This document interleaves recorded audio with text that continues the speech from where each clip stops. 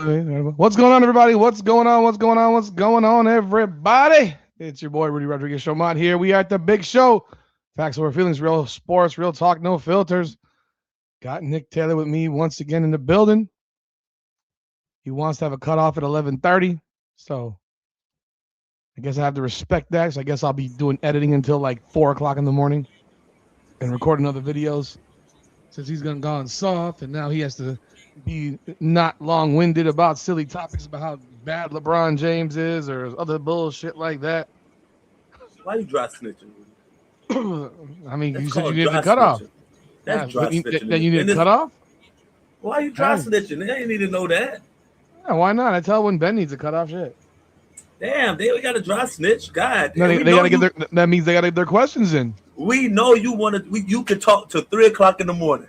We know that nonstop. You ain't even catch a breath. I'm trying to sneak in the room with my wife before she go to sleep. Okay, you better not talk. You're talking about stuff you shouldn't be talking about. I'm trying to sneak in the bed before she fall asleep, Rudy.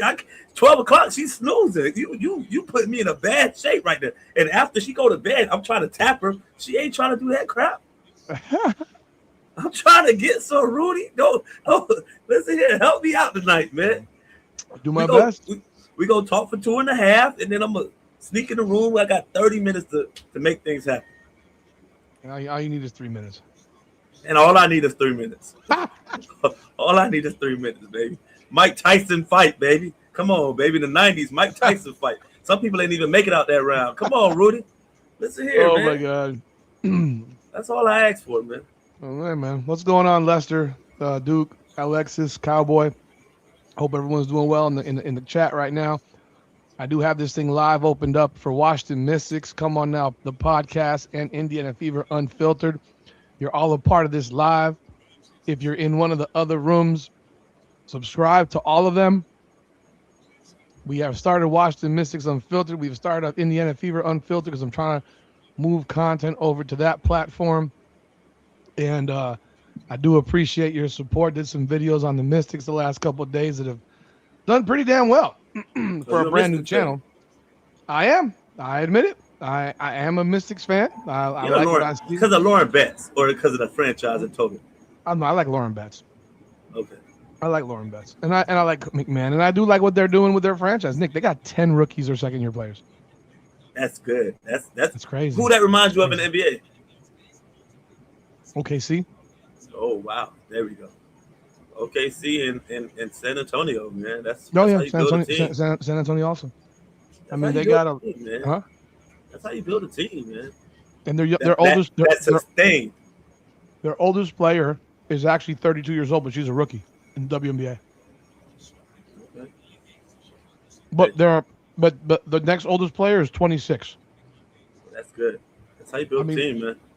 They every rookie made the team except for little Paige Beuckers, who's actually on the developmental contract. So she technically made the team, but she's not really on the team. Our girl from Texas made it. Rory Harmon made the team. I think she'll be a starter. She's solid. I think she's good. I think she's good. Solid. Yeah. That's a late. What's your third round pick? Third round pick. And for people that are aware of third round picks, most third round picks don't make WNBA rosters. Last year they only had one player that was a full-time player last year on a WNBA roster last year, and that player is not even on that team anymore. She's fighting for a job in Portland. So you just saw a second round pick get cut from last year, early second round pick. Yeah. No. First round pick Tyna Mayer got cut. First round pick this year. Yeah. First round pick. For which that team? Would never happen in the NBA. Which team? Seattle. Seattle team. Okay, that's what I heard. They cut Tyna Mayer out of Duke, who's a good guard. Cut her in the first. She's a first round pick. I mean, this is the only league in which first round picks get cut. Now, mind you, there's two other players. It's not fair though, but it's not fair in the sense that you literally just come from college and you got a week. You got a James Flatbush Quinterly. I thought she was in Portland. I thought Quinterly was in Portland. I saw something today where she's fighting for a job in Portland. Am I crazy? Maybe I misread. Oh, maybe I misread because I thought she was in Portland. Okay, so then she's the only one that's still in her team from last year that drafted her. Other than that, nobody. So to make the team and be a rotational player as a third round pick in the WNBA is almost unheard of. And I thought she should have been. She was a second round. She was a first round talent. Yeah. Definitely second round. If you look at the second round players, most of the second round players have already been cut. So yeah, it's pretty. It's to me, it's pretty significant. But I knew she'd make the team. I had no doubt about that. And the So Fever how made we their, have no doubt about a player talent and what they could bring to a team, especially when they get there. But these executives and general managers been doing all types of scouting the whole season, watching them in college, and they have no clue. And we can clearly see this player can play basketball. We're watching them on TV. You'll think that they'll have a better insight than us. Are we? I hate no to say that idea. we're smarter. They got no idea because they watch 5 teams play basketball. That's it. They watch 5 teams. They watch UConn, South Carolina. But Texas would be one of the teams you watch this year. You're right. You would think. You would think. I mean, I don't know what you're watching if you don't think Rory Harmon should be at least a second round draft choice. I don't get it. I mean, they're just really using that height against her at being 5'6". But does that matter in this league where athleticism is not freaking that high? Like NBA, like being 5'6" is, or I guess the equivalent of that in the NBA is probably 5'3", 5'2". What? A 5'6", 5'5", 5'6" man. 5'7", 5'8". Well, what are you asking? What are you asking? A 5'6" I'm woman. saying her size. The equivalent of like 5'8". 5'6" woman. Nick, you crazy, man. A 5'9", 5'10". A 5'6" woman's like the equivalent of a 5'10", 5'11" dude. Okay, in the WNBA. That's what I mean. In the NBA. Yeah.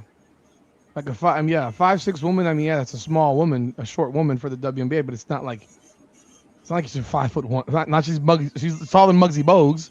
Yeah. You know. And she's very pesky. She's very pesky. You know. Not bad, dude. I'm usually good at math. I was trying to go the other way. That happens. Sometimes I fuck up. Sometimes I'm not as smart as I look. How am I tripping from my last video? If you think the Fever is going 32-12, and I said 28-16, that's not exactly a huge gap. 4. I mean, I said 28-16. Hell, ESPN says 27.5. So, and last year I said 38-6, and you saw how that worked out. So, yeah, I'm gonna hedge my bet this time and go on the lower number and let me be surprised. Let me be surprised. And let them go be better, but I don't really think that they're going to be a lot better than 28 win team. Maybe 30 wins max. 32. Yeah, we'll see. That's a lot. That's a lot. I don't see that happening, but maybe. So Tyna Mears signed a developmental deal. Okay, great. I'm glad for her, but she's a first round pick. That's like your that's like your first round pick going to the G League without even getting on the main roster at least for a day. I mean, that's like some G League shit. At least they have a G. At least they have a G League. Huh? 5-19. I mean, it's possible. Anything between 25 and 30 would not surprise me. None of that would surprise me. If they go 24-20, everybody should get fired. That's a problem. You can't go 24. If they go 24-20, everybody should get fired. Because that was the record last year. They're healthy. Yes. There were 4 games over 500. Yeah, if they're healthy and they go 24-20, everybody should get fired. Everybody. That'd be a disgrace. That would be an absolute disgrace. So, yo, man, I did a video a little earlier, and I want to bring you in on this. This is a topic that's a little bit, crazy to me. The GMs had a survey. And of course, now people will sit here and say in comments, "Oh, we don't even know if it's a real survey." No, it's a real survey. Every league does. Every league does it. Yes. Every league does these types of surveys about general managers and their opinions on players and the whole nine. This is not new. It's been going on. Nobody had a problem with this survey last year when Caitlin Clark was number 1 on everything. But dude, let me tell you something. They have destroyed her reputation. This front office has totally destroyed her reputation. It's flabbergasting to see how much they've killed her reputation. She was not listed pretty much anywhere. Like it was if you could trade for one player to start your roster, who would you pick? And the winner is Paige Beuckers, 33%. Understandable, but who's next? Understandable. Who's next? Who's next? Asia Wilson is next at 20%. Caitlin Okay. Clark is tied at 20%. You're telling me that last year, Caitlin Clark was 50%, and because she got hurt, now she's 20%? You forgot she know how to play basketball from her rookie year. And I mean, you have to she forgot to play basketball. You have to put in consideration she was hurt last year, and yeah, the whole year. She tried to play through it. Sometimes it goes year. against you when you try to grit through it. You know, old school player, play through it. It's rough. And it kind of came back to bite her in the ass in, I guess, the GM minds. But, Rudy, we know who she was her first year. Her first year, she broke every record. Most of them. The last 10 games of the season, Rudy, it was something we probably never seen in WNBA. She was averaging basically 25 and 10. And another 6-7 boards. Like the last 10 games, this is what she was doing. She was on a tear. She was on a tear. How soon we forget the player she was at that moment when she was turning heads around. She was making everybody better. The Indiana team that started off like 2-10 or 3-10 that year finished at 500, and they easily could have finished 2 games over 500, but the last game of the season was whatever. They have destroyed her. That's a big turnaround. Her own franchise did this. Her own franchise did this. This is Stephanie White. This is the front office. They've made her an afterthought. Mind you, this same player was named MVP of the FIBA event in March, so it's obviously she can play. But tell me exactly why you would make Paige Beuckers. Like, if you told me Asia Wilson, I wouldn't say a word. Paige Beuckers. But, Rudy, there's a lot of people that think Paige and Cece are, like, right here. They're stupid. So Dallas, the year before Paige, was 9-31. They didn't improve. They got to 10-34 in Paige Beuckers' rookie season. And Dallas is not a team that didn't have the talent or sort of the same amount of talent as Indiana had the year before.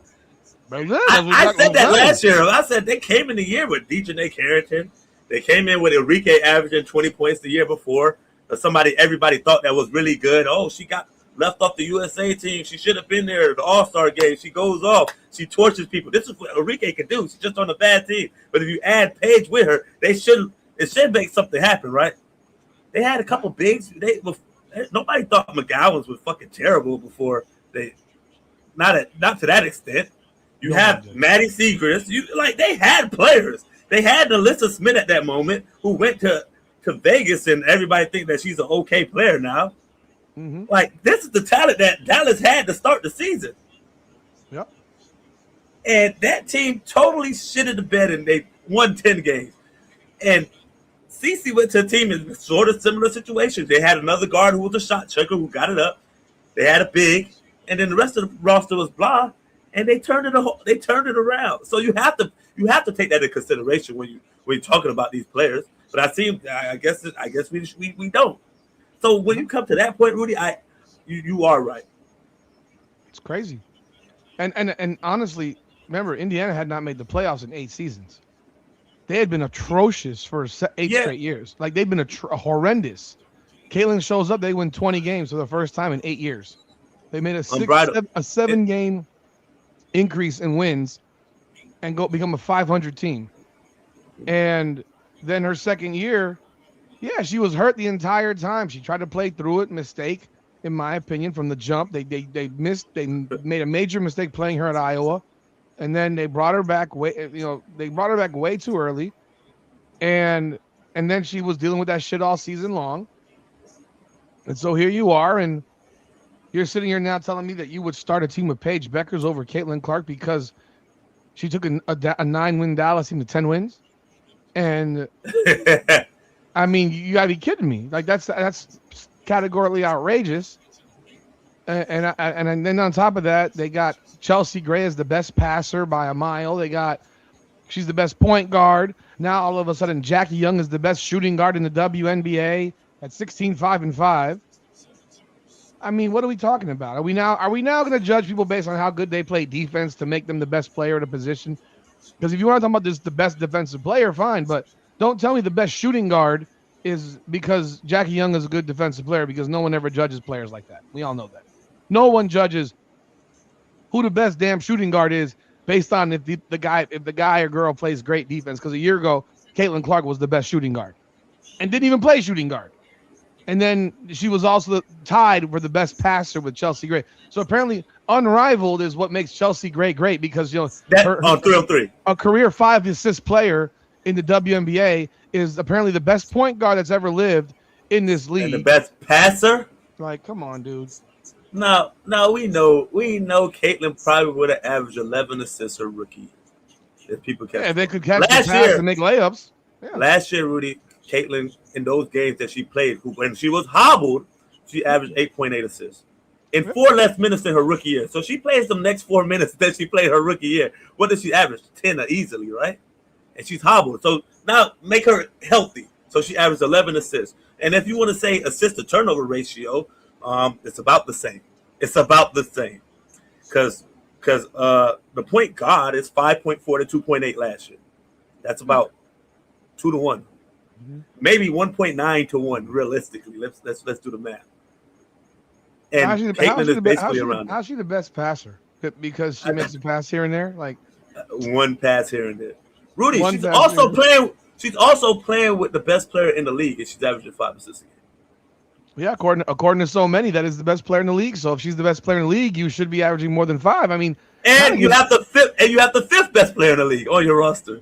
Yeah. Now you have the 5th best player, because Jackie Young is now the 5th best player in the league according to ESPN, and now the GM says she's the best shooting guard in the league. So, man, you got just a whole bunch of talent there. And 3-on-3, well, that one-on-one tournament she had. But that 3-on-3 and that one-on-one makes you the great player. I mean, hey, it is what it is. I mean, I guess that little one-on-one player Nas is the best NBA player in the men's basketball player. The guy that's beating Gerald Green or whoever the hell it was, or the hobbled Gerald Green. The Gerald Green that came. And what is he 40? Man, he just came off of ACL surgery. Couldn't move left to right. I mean, he's not even in the NBA anymore.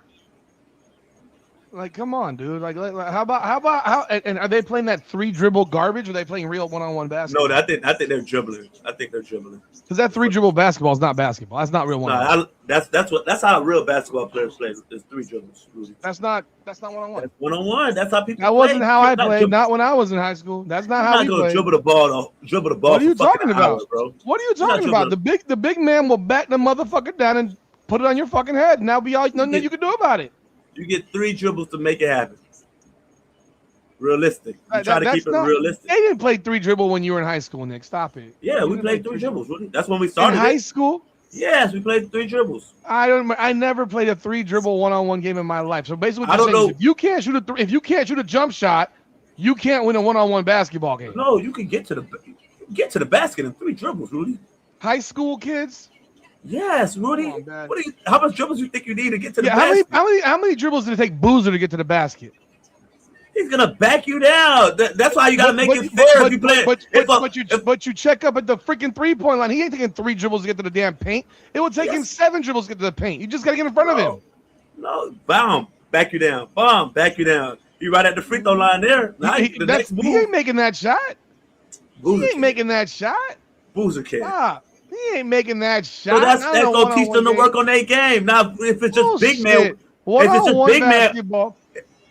if it's just big man one-on-one, you play on the block. Oh man, when freaking that's not one-on-one. My skills against your skills. If you're that goddamn good, you should beat me even if you're smaller than me. No, smaller dudes beat bigger dudes all the time. You want to know what they do? They got quick ass hands and they go down and they rip down. And they make jump shots, and then they don't miss, and they're too quick. You're gonna bat me down for an hour, then you're gonna be in the key for that's 3 your seconds. Problem. Well, that's over your 4 seconds. So what? So what? In a real game, if I got you on the block, I got to go back to the top of the key and say, "Hey, hold on, this isn't very fair. Let me take 3 dribbles and then back you down." You can't be in the key all day, though. You can't be in the key all day. 3 seconds. Who's being in the key? If you unlimited dribbles, that's what they do. Man, put your fucking arm under that dude's in his lower body, and then take the chair out. Let him land on his goddamn head, Nick. Oh, Take Rudy, it's advantage not of that smart simple man. all You the got to time. get a little smarter than that. You never pulled the Rudy, chair on a I do it takedown? all the time, but What I'm are you saying you talking can't do it about? all the time. What are you talking about? Because they did a one-on-one with Kareem and freaking Dr. J, and Kareem just freaking skyhooked his ass to death and killed his ass in one-on-one. Killed him. You gotta have some rules. Let me recognize people right here while we're at it. Um, again, let's see here. Let me go back to the beginning. Sorry. Cowboy, Alexis, Lester, Duke, James, Flatbush, Williams, John R, Hosehead, Jeff P, again, Alexis, David Reed, Kevin B, Shane Massengill, Danielle O'Connell, Unbridled, Riri Monet, Unbridled, again, let me see, Kira Mill, Special, uh, Special D, Randy Byers, Hyro, Bastidas, Mason. Let me see if I missed anybody else. War Dog, Marisol. Appreciate everyone jumping on board. If you haven't done so, you hit the like button. I do appreciate it. If you haven't subscribed yet to the channels, please subscribe to all the channels. We do appreciate that. But yeah, I mean, you got a game right now where basically in the last year, her own franchise has basically made her look lesser than. They're marketing everybody else over her, and they can't sell tickets. They still got over 1,000 tickets available, standard retail, in the opening day, season openers on Saturday at 1 p.m. A couple of years ago, they sold them things out in an hour. Even last year, sold out in an hour. Like the excitement level, and I It hate was on a natural die off. natural die off is natural. This is not a natural. This is like a fucking slicing of wrist, and you're just draining the blood out of somebody. And the franchise is who's doing it. The franchise is who's doing this to them, doing this to her. Because anyone with sense knows that she was injured last year, and to act as if there was, it was that she couldn't play. No, she was hurt, and now she's seemingly healthy, and she all of a sudden can't play basketball. Well, she gets to prove it on Saturday, man. She gets to prove all the naysayers. I guess, of course, we're mad. Like it's flabbergasted. This makes absolutely no sense to us. Like, we can't forget who she was. And people are like, but she was injured last year. I'm like, well, a lot of people was injured. Like Nafisa's hurt right now.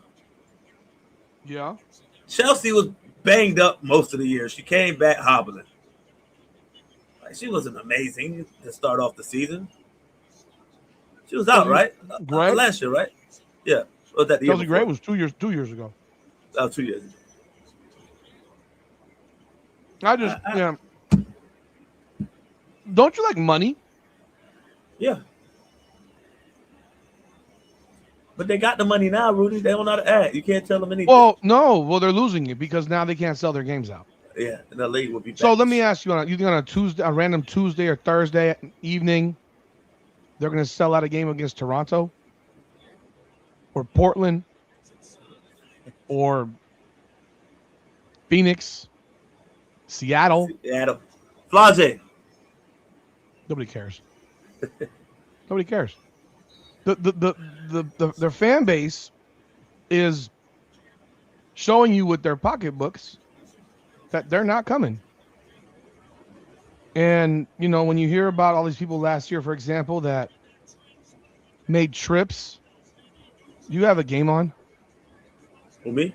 Yeah, I can hear it a lot. Oh, I think close to the... You got people that were making trips out of this thing, buying tickets, buying plane tickets, setting schedules to go on family vacations to go watch Caitlin Clark play, and then team is sitting here lying to you on a week-to-week basis. She's on a nonstop. Is this chat working? Yeah, the chat's working. Everybody's talking. Smell W, chat's working. And it's crazy. Like you're lying to them.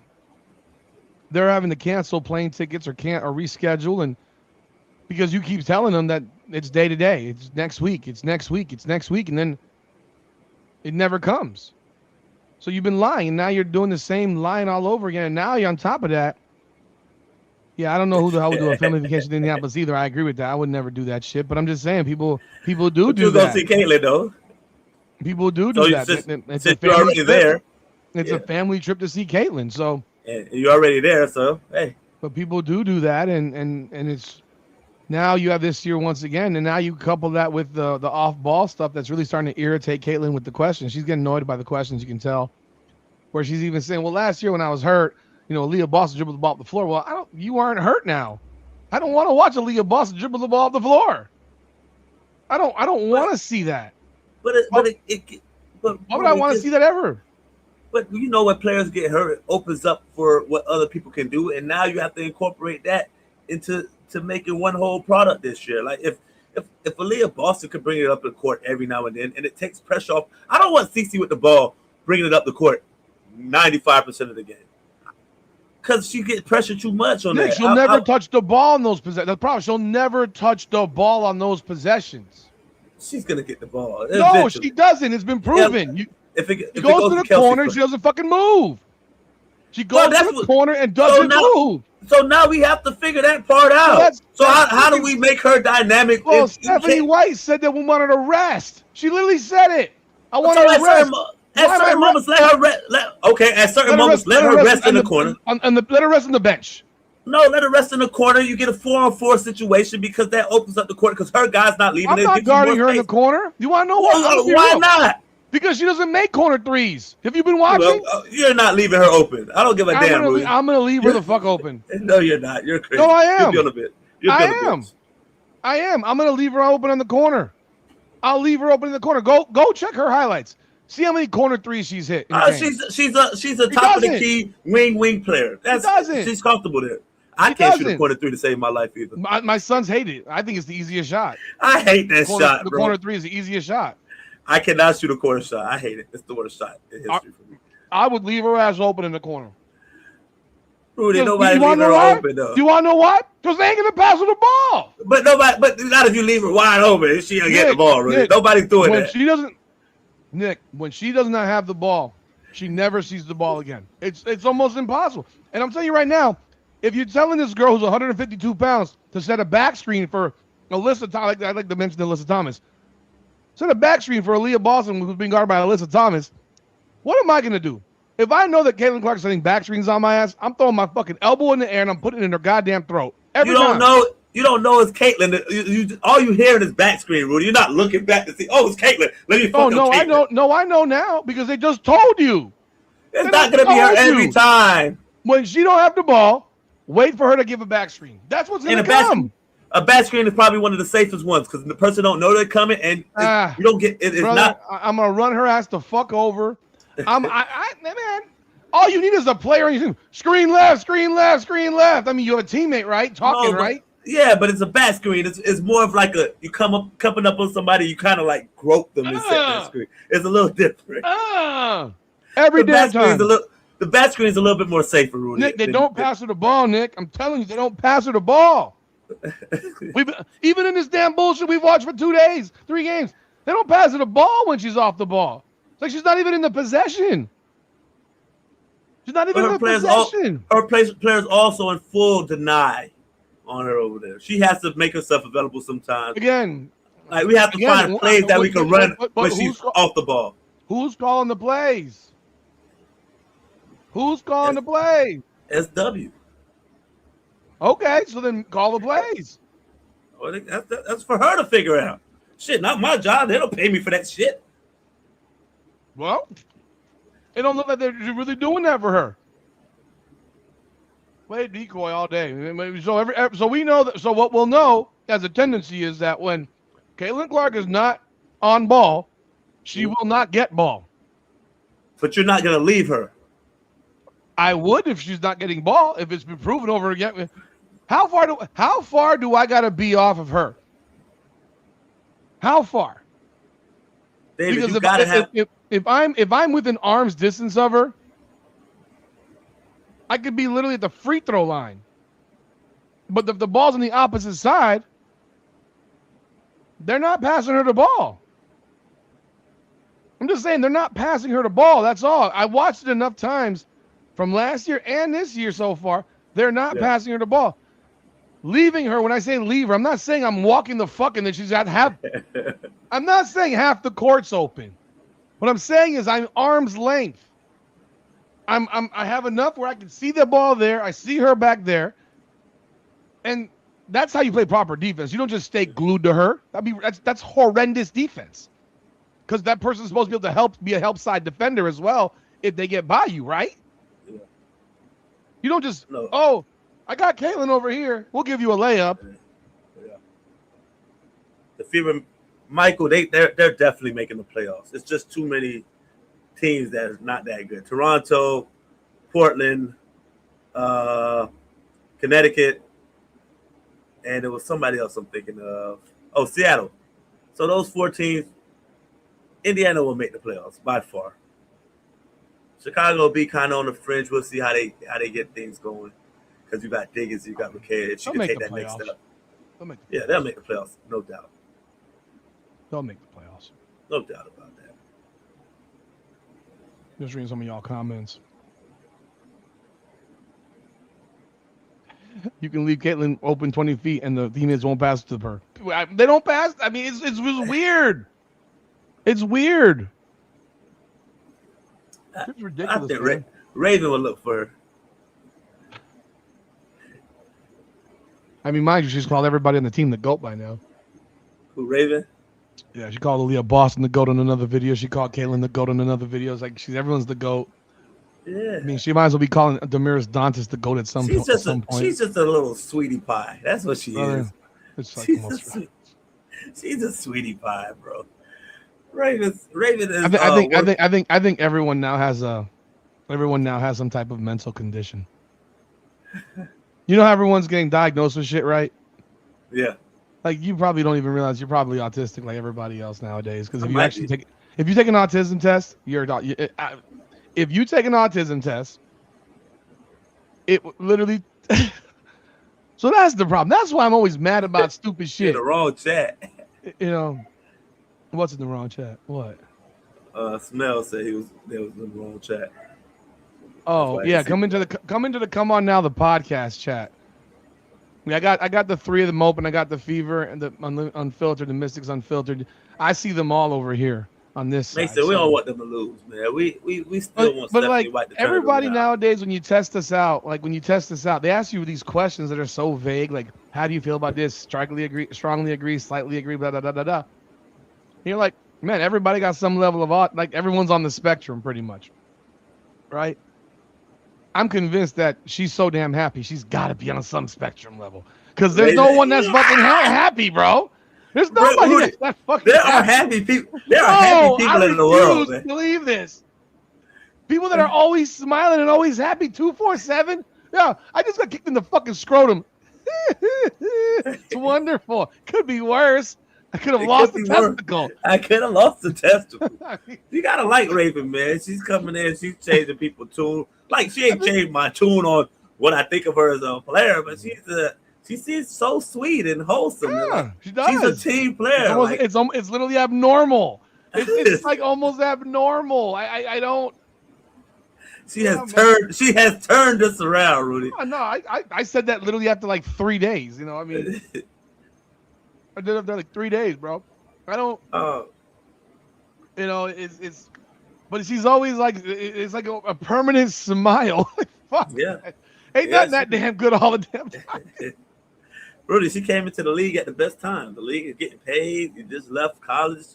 Everybody thinks you're the best point guard ever. Like, what's not to like about it? You get to play with the GOAT at point guard, the GOAT at center. Yeah. The GOAT at shooting guard. She's a golden retriever.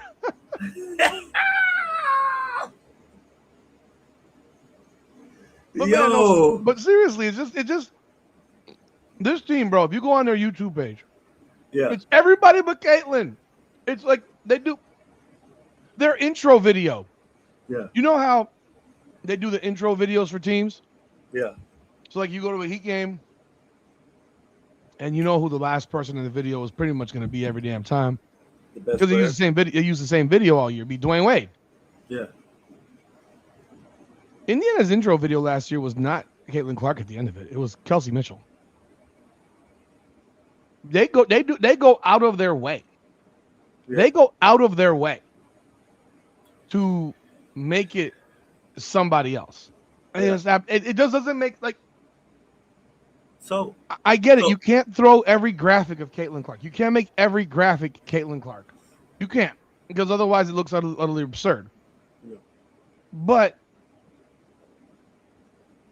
most of them should be. It should be. That's fact, they made a Nick. Did you see the graphic? No. Here, let me show you the graphic. But I seen Boston Celtics when Jason Tatum came back. I thought they were gonna have Jason Tatum come last, and they literally did like point guard, shooting guard, small forward, power forward, center. So they had Quetta go last. Quetta? Yeah. Or whoever was starting. That's some high school shit, man.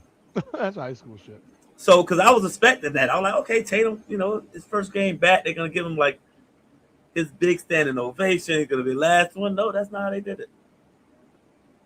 So I don't know if every team do it like that, but I know for the most part, the old Bulls, Michael Jordan came out last. Of course, Patrick Ewing, Alonzo Mourning. Exactly. The best player goes last. When I played in high school, Zachary Peacock came last. Yeah. So here you go. Look at this. Where is it? Here. Make sure you buy your tickets. Make sure you buy your tickets now.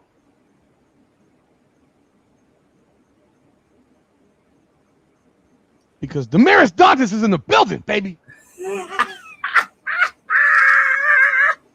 Buy your tickets now. Damaris Dantas is back in the building.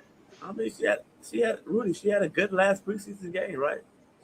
Hit some shots. She back. She was 0 for 8 from 3 in the first one. She is back, baby. She's back. Damaris Dantas, get your tickets.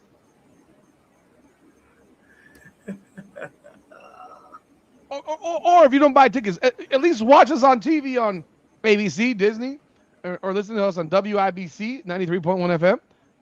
Why the hell would I want to do any of that with Damaris Dantas as the promotional person? Why not? The real person gonna be there, so we got to give everybody a little play. Everybody. I don't know. Team. She We're might be building hurt. a team culture. She might be injured by Saturday. Who the hell knows? You promoting Damaris Dantas as your feature attraction. This is what they do, Nick. This is their Instagram. This is their Instagram. This is their Instagram, man.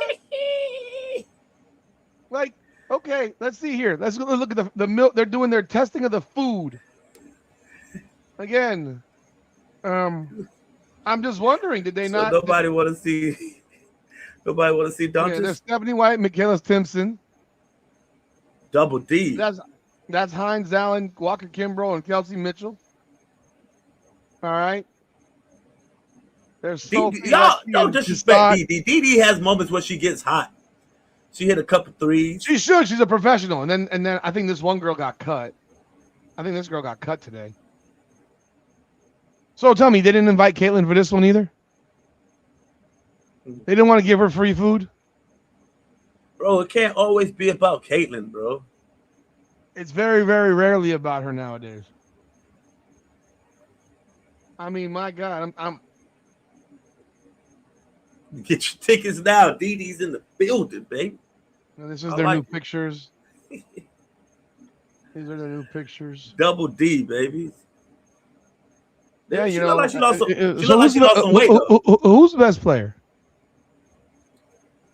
Who's the best player in this team? Is it now Aaliyah Boston? She got to be in the middle, Rudy. Yeah. I don't know what they're doing, man. Yeah. It feel like they're trying to cater to.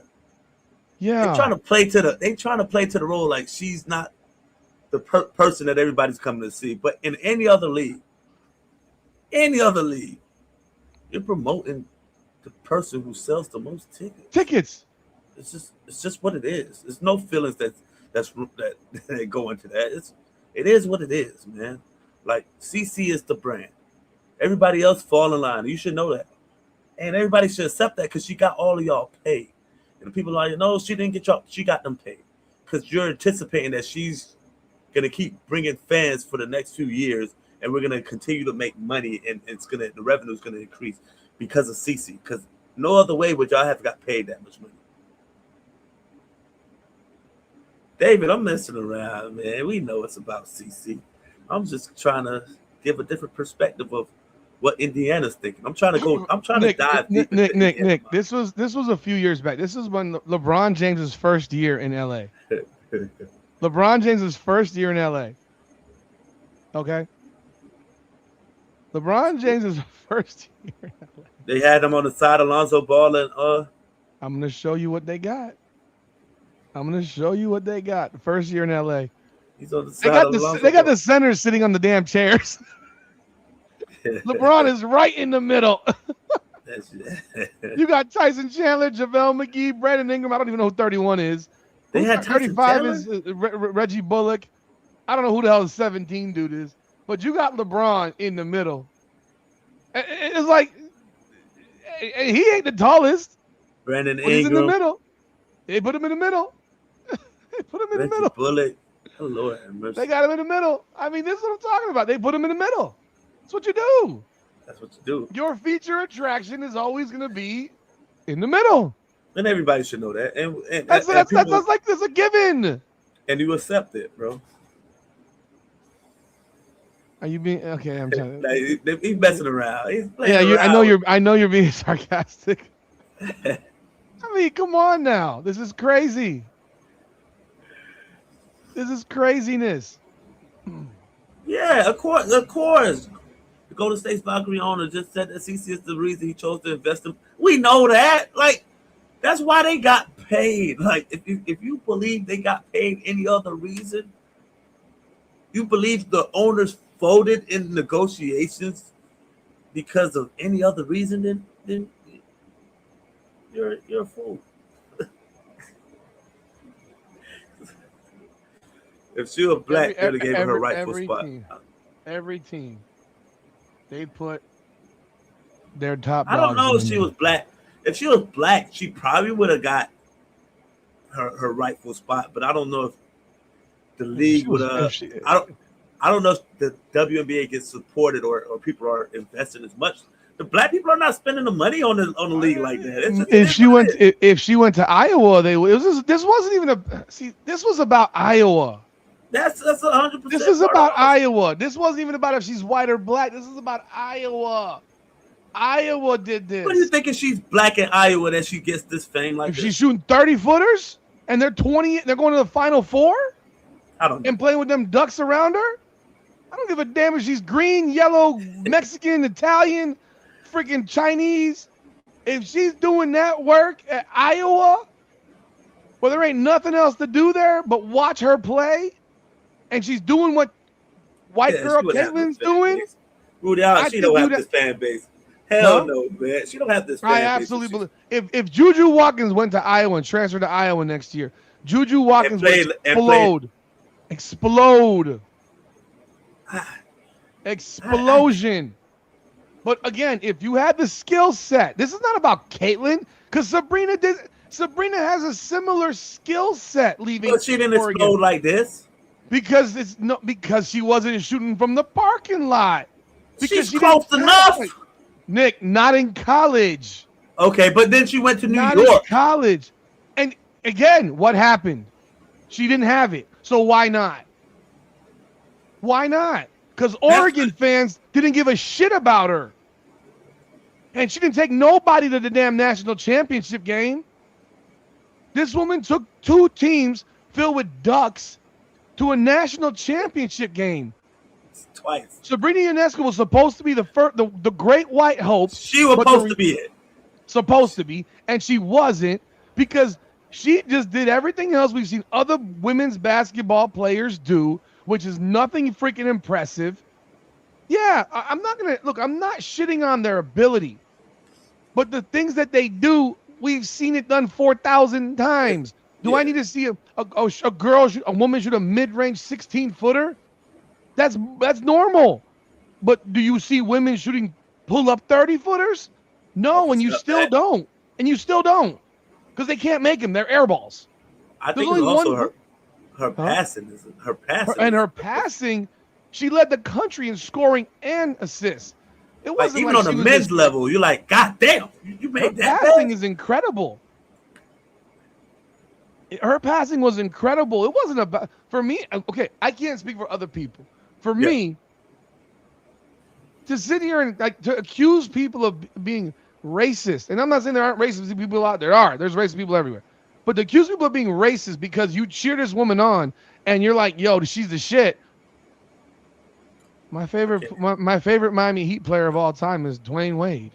Like, what are we talking about? I can't even root for her and say nothing on live or anything because I'm out here sucking off Caitlin Clark, the black guy. I'm like, bro, it ain't because she's white. It's because she's balling, yo. My closet of basketball jerseys is nothing but black dudes. I got rid of the hero jersey. It's just black dudes. It's Jimmy Butler and Dwayne Wade. Like that's my and Steph Curry. I think I have a Steph Curry jersey, but it's like, do I know I don't? I don't have a Steph Curry jersey. But it's like it's just black dudes. Like, so what are we talking about here? If you can play, you can play. If you can play now, Nick. Exciting Now, Nick. There are people out there. There are people out there who have started Caitlin Clark channels for nefarious reasons. Because everybody's gonna jump and on it. We'll leave it at that.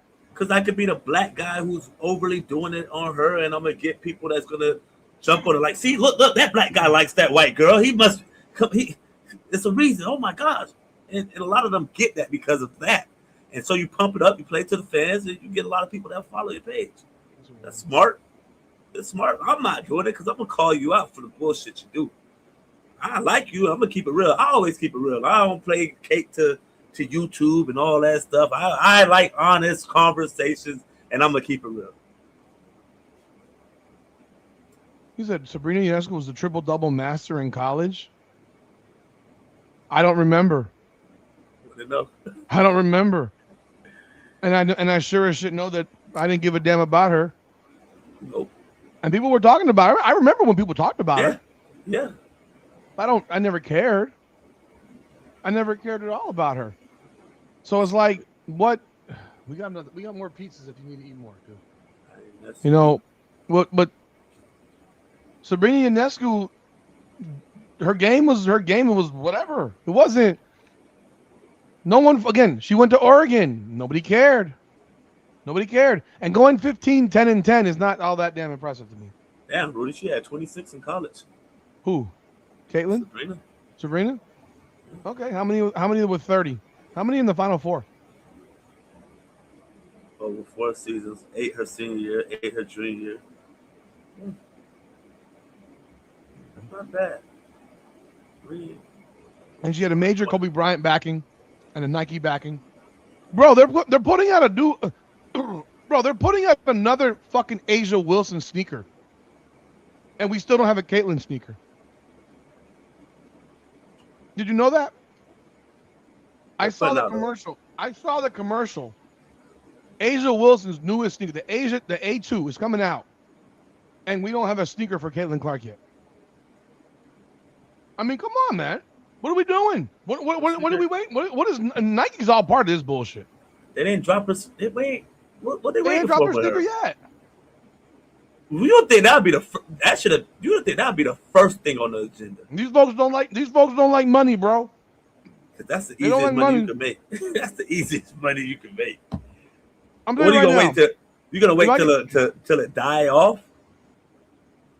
If Caitlin Clark held up a T-shirt that I made, it would sell 1 million fucking shirts in a day.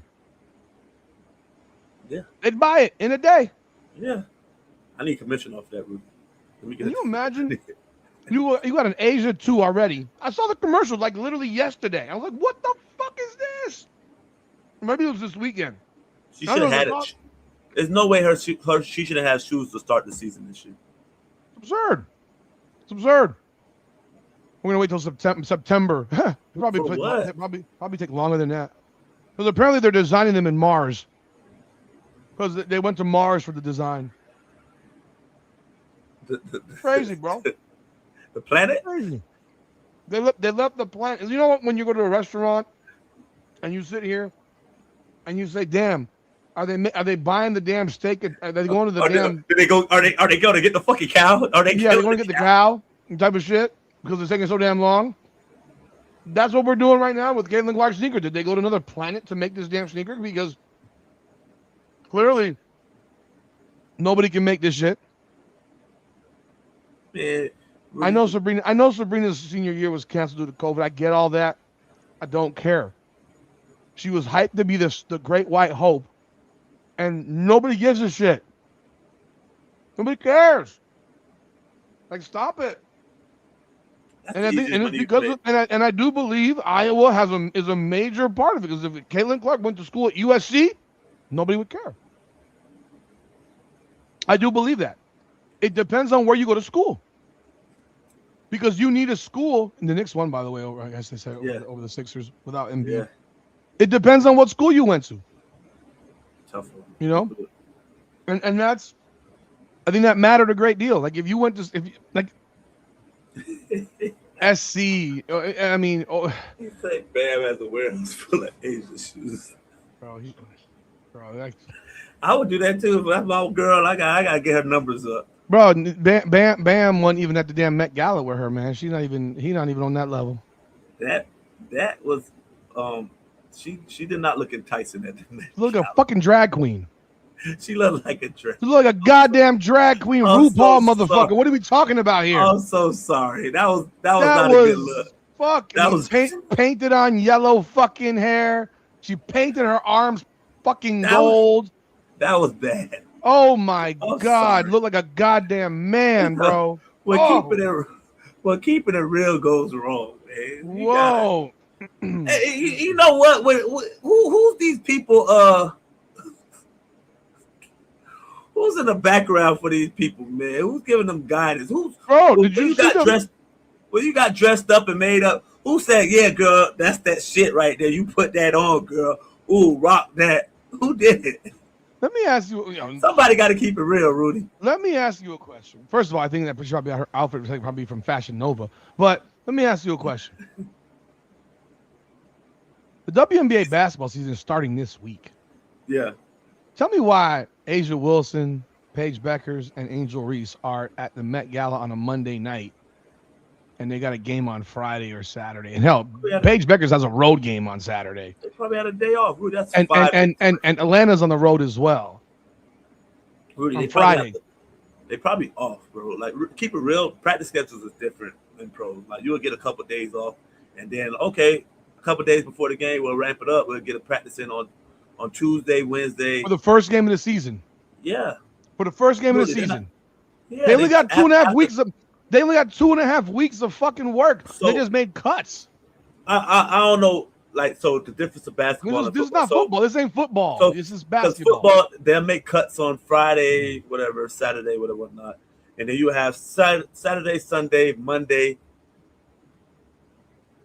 Tuesday, Wednesday, Thursday. Yeah, if we played a Saturday game, you have Tuesday day 1, Wednesday day 2, Thursday day 3, walkthrough on Friday, and a game on Saturday. So you have Friday, Saturday, Sunday off, Monday, and come back Tuesday. All right, so fine, you're making excuses for them. Paige Beuckers is dressed like a boy. I don't even know what the hell Angel. I'm not going into this shit, man. A'ja Wilson was talking shit about white folks as well, and it's all racially motivated, the whole nine. Again, where was Bam? So Bam didn't get an invitation? At practice. Getting ready for the season. What season? Our season's over. Lock the fuck in, Rudy. He's making the playoffs next year. Not happening again. Locked in. I like this. This the Bam I like. He's focused. Shouldn't you be happy? He's focused. Locked in. Going for 85 points next year. Yeah. Oh my God. I mean, but yeah. So they have so again, Sabrina. We can sit here and talk about Sabrina all day long. She was supposed to be that person. She wasn't, and I think Iowa has a lot. I think the Iowa fan base is a major part of it. You're in the right place where there's not a lot to do. I mean, it just isn't a lot to do there. I mean, let's be real. There's not a lot to do there. There are no professional teams in Iowa. Rudy, I think she's good enough that she brings people to USC. I think the way she plays, people are gonna watch Rudy. Nope. It's just it's something about her though, man. Rudy, you can't just say she won't change it. Like some people are difference makers. Like they change. They bring eyes in the Nick, they've gone out of their way so much to promote Juju Watkins. She can't put 5,000 people in her building. Yeah, because she's not as exciting as Caitlin Clark. But we've seen her before. She's Maya Moore. We've seen that before. Don't insult Maya Moore. That's the game that they think that she has, though. Again, don't insult Maya Moore. I'm just saying, but so Juju is getting that type of recognition that Maya had. But they gave her all the promotion on the planet. They gave her all the national media coverage that Caitlin earned. They just gave it to her because they needed to they're creating a damn rivalry that doesn't exist. And then no one goes to her games at home. Like LA, 23 million people. They can't draw 15,000 to SC. I'm gonna throw my fucking shit. He saying Bam showed up there and thought he was gay. Well, he is gay. He is gay. I think he's gay. No, but you see, you get what they try to say. Yes, a man with a man. I know. Oh my god! I mean, even look at UConn. They sell out every game. Yeah. Look at South Carolina. They sell out every game. Southern sells out 18,000. Sell out every game. And you could have dogs and cats playing. They're selling it out, and they sell out every game. But no one's following these players to the WNBA. Nobody followed Asia Wilson, Aaliyah Boston. Hell, Raven Johnson probably got the biggest fan base of all of them. And who the hell followed Paige Beuckers to Dallas? Nobody, because nobody followed Maya Moore, Brianna Stewart, Nafisa Collier, all them people. Nobody followed them. Nobody cared. Because you know what? They only cared about UConn. Yeah, it's sometimes UConn don't care about fucking the W. They care about UConn. Sometimes it's the city, it's the fan base, because like we see, Golden State, they're packed out, and you can't name probably 3 players on their team. So the SC arena only holds 10,000. My bad. The UCLA one holds 50. I think. Like the only game they sold out the whole year was against UCLA. I mean, that's just ridiculous. It's ridiculous. Nobody cared about it. Nobody cared about UCLA last year in LA either. Nobody cares. They're irrelevant. And yet they're going to sit here and create a serve. And now they have destroyed this woman's reputation enough to the point where the GMs don't think she's that good anymore because she got hurt. I mean, it's nuts, man. It's absolutely nuts. And what do you think their record's going to be, Nick? There's 44 games. 44 games. I'm gonna go 27-17. Okay. I got him. I mean, I got him at 28-16 tops. Okay. So we're around the same area. We need to do more than that. 20. You have to win it. You have to win at least 26 games. 10-36. Jesus Christ. 10-36. Okay, hey, by the way, they go 10-36. You really gonna hear some shit about CC. You'll never hear it. If they go 10-36, it's because she's injured. There's no way in hell, and there's no way in hell. But anyhow, guys, I dropped some new merch. I want to show y'all some of it before we move on to the next topic. Yeah, let's see that. Let me know what y'all think. There we go. This is I got now t-shirt. I'm trying to do that whole women's empowerment thing. Oh, look at you, Rudy. That's such a smart. I got now. I don't got next. I got now. Look at that bad grammar too and all. Shit. I got now. Okay. Yeah. You know how they do that shit. Yeah, I don't got next. I got now. I got now. I got now. So I like that. You got it in black. Where's the other colors, man? So what do you think about this Cameron Brink? That's one. Hold on, let me pull this shit up, man. We'll talk about that. Cameron Brink. I want to talk about her. Bring her in as a 4. Trade for her. Yeah, so I got it in purple. Purple. I like that. White. Okay. This one, I thought I made this in purple too. Shit, I gotta make this in purple and white too. But this is the her game, her way. This is the, I It's like in that. black. It's in purple. And it's in white. All right. So we got that there. It's on the site right now. Go grab it. And of I like the white. course, we got the Fever Unfiltered t-shirt. Grab it while you're there. And for those of you who are my hurricane brethren, I know most of y'all are not.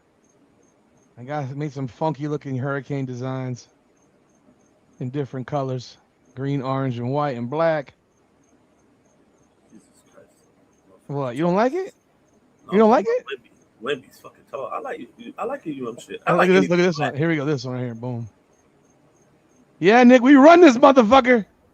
State of Miami, bitch. You should put motherfucker on there too. No, I can't do that. I get you in trouble. I get you in trouble. Yeah, so grab your merch, man. I appreciate that. Come on now, podcast, and click on merch. I like that. What were you asking about Cam Brink? I say, would you bring her in? Would you make a trade for her as a 4? I see people talking about that. I think Cameron Brink is an average player at best. But you get some size. I think she's an average player at best. Yeah, you get some height. You get some higgit. Remember that video that they came out with? Somebody those who guys can block shots. Yeah, you can. And you got a girl that weighs 112 pounds. So Wemby weighs 140. Eaten in a year. He's 7'4".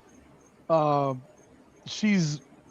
think she's a decent player, but I also know that she was still the number 2 pick in the draft, and you're not going to get her for Damaris Dantas in a pick.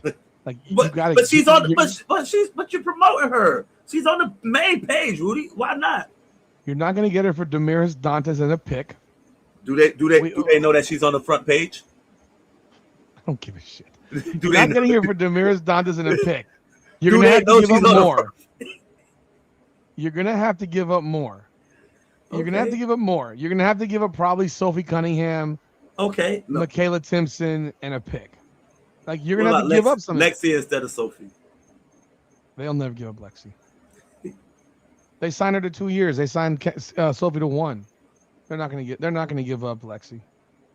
I mean, I would prefer that, but I don't think they would do that. So, yeah, it's like, we have these conversations about the Miami Heat making trades, and everyone, why would they want that? Like, why would they want that? And then on top of that, the draft picks in the WNBA largely stink. So it's like, you're cutting first-round picks. It's probably a mid to late first-round pick. So you got to get a player that can actually play, and then someone that can potentially draw people in. So I don't know. All I know is, huh? You wait probably about 10 games. You see her sitting the bench playing 11 minutes a game. Her values decrease, and now you can throw a less of an offer. Yeah, but it won't be Damaris Dantas. But she's on the front page, Rudy. It ain't gonna be Damaris Dantas. You're not gonna get shit for Damaris Dantas. Like, you don't know anything. You don't know anything. You're not getting shit for Damaris Dantas. You don't know shit, Rudy. She's on the front page. I don't know shit. You're not gonna get the number 2 pick overall 2 years ago for Damaris Dantas. It ain't happening. It ain't gonna happen. Like, we gotta stop this crap. I mean, every trade. Yeah, the trade benefits me, but does it benefit you? No, not at all. So what the fuck? What am I doing? Mind you, the trade that we offered did benefit Milwaukee, and it did benefit all these other teams. They just don't like the guys. They just don't like them. Sophie's becoming annoying. I think they're all annoying, bro. I think they're all annoying. Not just for Brink straight up. Yeah, she's on the front. That will never happen.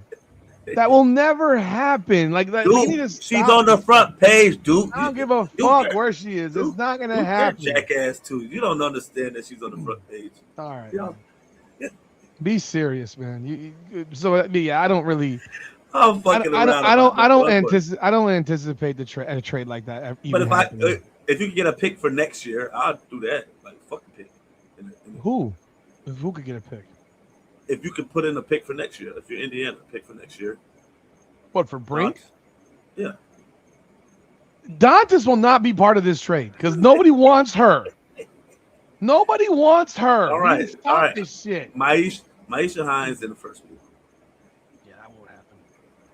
You're giving up Timpson probably, and you're gonna have to give up Sophie Okay, that's Cunningham or fine. Lexi Hall That's fine. Timpson is cool. If you're getting breaks, of course, yeah, do that in a heartbeat with a first round draft pick. and a pick. Yeah. Yeah. I mean, again, could it happen? I don't know. I don't think there's. I don't think these people are smart enough to do that. So I don't have any respect for them. They're stupid. But yeah, that'll do it for this topic, man. I don't got nothing left on this. Like you get 27 and 17. I got 28 and 16. And by the way, on for those of you watching on the Mystics side of things, I will be live on Friday night for the Mystics opener against, I think, Toronto. Okay. I think they're playing Toronto Tempo. I'll be live at 7:30 or 7 whenever the game starts. So jump on board if you're interested in watching it. And I'm not live on Saturday. I'll let other people do that shit. You know, I'll just watch the game and maybe do a post-game ether. Nick, did you see Austin Rivers and Draymond Green? Did I? Folks, did y'all see the Austin Rivers Draymond Green thing? Oh, well. I need y'all to watch this because you do not leave the show because we stopped talking about Indiana Fever right now. This is some crazy shit here, people. I mean, it's straight up and down. This is some crazy shit. If you haven't seen this Draymond Green, Austin Rivers thing, this is comedy for your ass. I mean, it is straight up comedy. I have become an Austin Rivers fan. Austin Rivers. Ether. My God. Ether. I don't want to hear another word. I don't want to hear another word from Draymond Green ever again. So this was on the Stephen A. Smith show on YouTube, so I'm gonna pull it up here. Because he had the whole thing, and I rather than have to find a bunch of variations. Oh, Stephen A. dived into it also? Yeah, he did too. He did. And that's where I found I've seen him, but I don't want to have to dig through it. Oh, this is what Austin Reaves had to say about Draymond Green. This is where it starts. So let me give y'all a background. Austin Rivers, yes. After Draymond Green said that Steve Kerr held him back in his career, and I thought that was a joke. He actually said that shit. He said that Steve Kerr held him. This isn't a Stephen A. Smith. This is the video of the situation. Yeah. Held him back from being a better offensive player. He said this about the coach with a straight face. With a straight face, serious. He said this shit. He seriously said straight faced. Steve Kerr held me back offensively. I didn't have a play run for me for 8 years. As you shouldn't. And let's just play the video. Let's play the video. Listen to what sparked this whole brouhaha. Listen to what Austin Rivers had to say in the Dan Patrick show. It's ridiculous. It's utter ridiculous. And you know what's shocking? Because Draymond has such a basketball, he has such a high IQ. That's a big part of his game is how smart of a basketball player he is.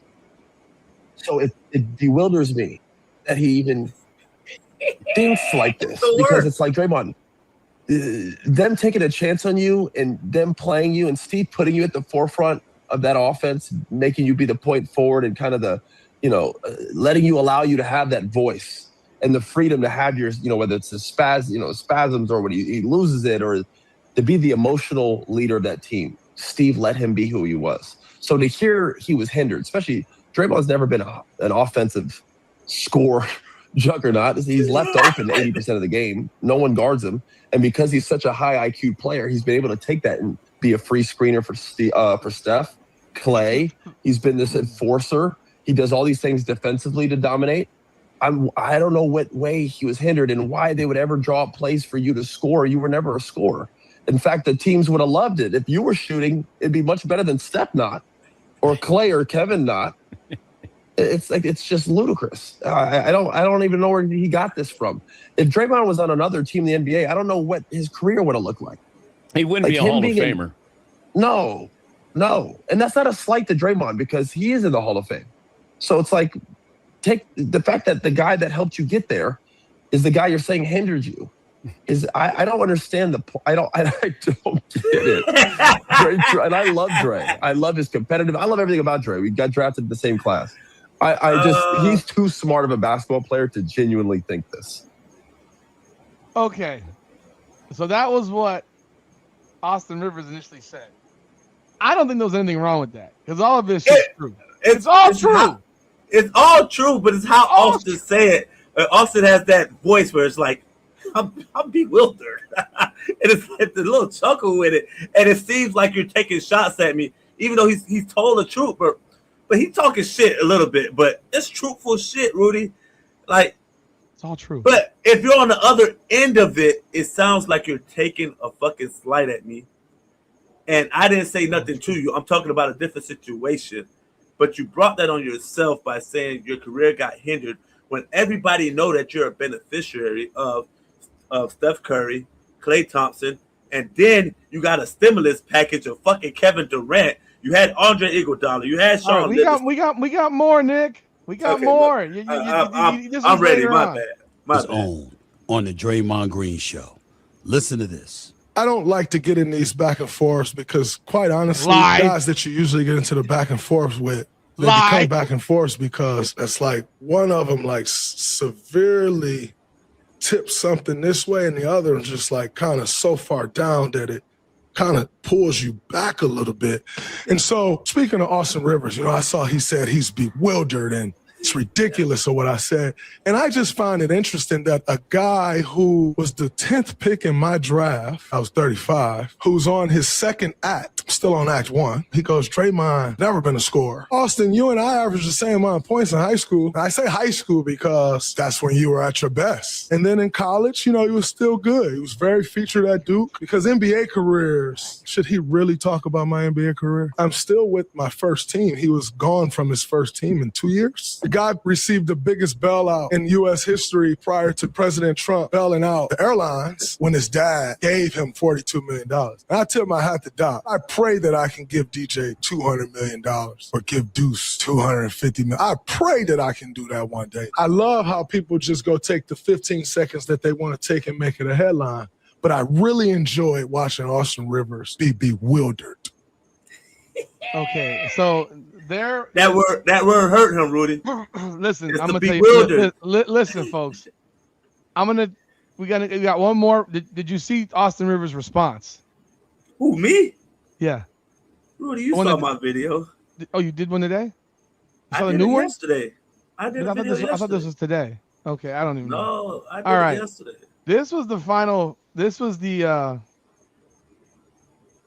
kill shot.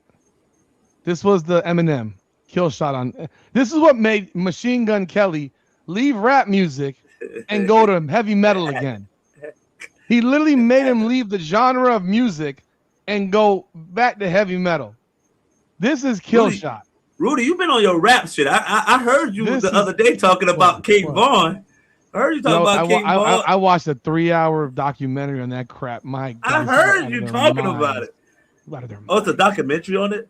It was on YouTube. Like this one guy does he has it for. I was on an 11-hour road trip. I was watching for 3 hours. You got a little bit of everything. Okay, boy, and now it's all over my freaking feed in time. I can't get it off.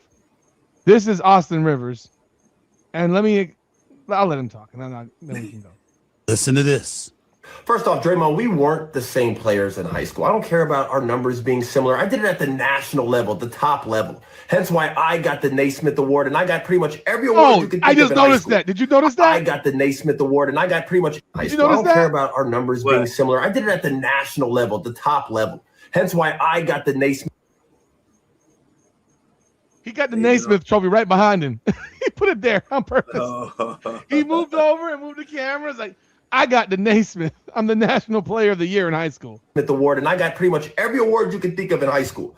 I was ranked number 1. You were ranked, I don't know. So cut it out. Next. College, you actually were a really good college basketball player, but it's hard to compare because I was only there for 6 months. Something you could never do. Talk about I was, one of the featured guys. No, I was the guy. I led my team in scoring. I was first team All-ACC, freshman player of the year, lottery pick. Stop. Next, NBA. Hey, man, you got it, Dre. I mean, listen, I played in the NBA for more than 10 years, more than a decade, but 11 years. But I'm not a Hall of Famer like you. So I'll give you that credit. All right, you got it. But let's peel back that onion and understand why. Easy, Tiger. Easy, Tiger. Okay? You have the delusion, the non-wherethal, the irony of you saying I'm part of the biggest bailout in NBA history. Draymond, you are the luckiest basketball player I think I've ever seen, especially in modern day history. Let's talk about that. You were drafted to a franchise with the Hall of Fame front office, Bob Myers, Hall of Fame coach, Steve Kerr, the greatest shooter of all time, and perhaps the top 5 player of all time, Steph Curry, Hall of Famer. One of the greatest shooters, top 5 shooter of all time, another Hall of Famer, Klay Thompson. The Swiss Army knife himself, the guy who could do a little bit of everything on the floor, Andre Iguodala, another Hall of Famer. I know, keep up. It's a lot of talent. Not to mention one of the most lethal scorers of all time and arguably a top 10 player of all time, Kevin Durant, the same guy you chased off because of this, your mouth. You talk too much. And that's not even counting the plethora of talent around those guys. The Sean Livingstons, the Barbosas, the Andrew Wiggins, the Jordan Pooles, who you also chased off. Cut it out. Draymond, you're the backpack jump shooter. You're the guy that everyone leaves open. No one guards you. There are hours and hours and hours of film of just you being left wide open. In fact, anybody can just YouTube or Google or watch any Draymond game ever, and he's open all game. There are clips of you getting a rebound and just driving in a straight line and just getting a wide open layup because everyone's fanning out to guard the actual talent on the team. Talking about Steve Kerr hindered your career. Bro, Steve Kerr made your career. How dare you? Ayers. Kmart didn't do better than this because he. No, he named 100. He named 100 power forwards better than Draymond Green. That was cool, but he kept it real. Like, yo, nobody guarded you. You're wide open. Your career was made because Steph Curry, Klay Thompson. You had KD over there. Why would I ever draw a play for Rudy? He kept it real. There's a play in the finals where you drove the ball to the basket and they left you for a dunk and ran to Steph Curry.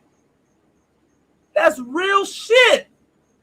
And he kept it so, like he actually attended classes at Duke. He kept it real smart, intellectual, bewildered. Like he was flabbergasted by the thoughts that you would go out there and talk about me like that in such a way where if you have to understand your career was what it is because of the situation you got. You got a great GM.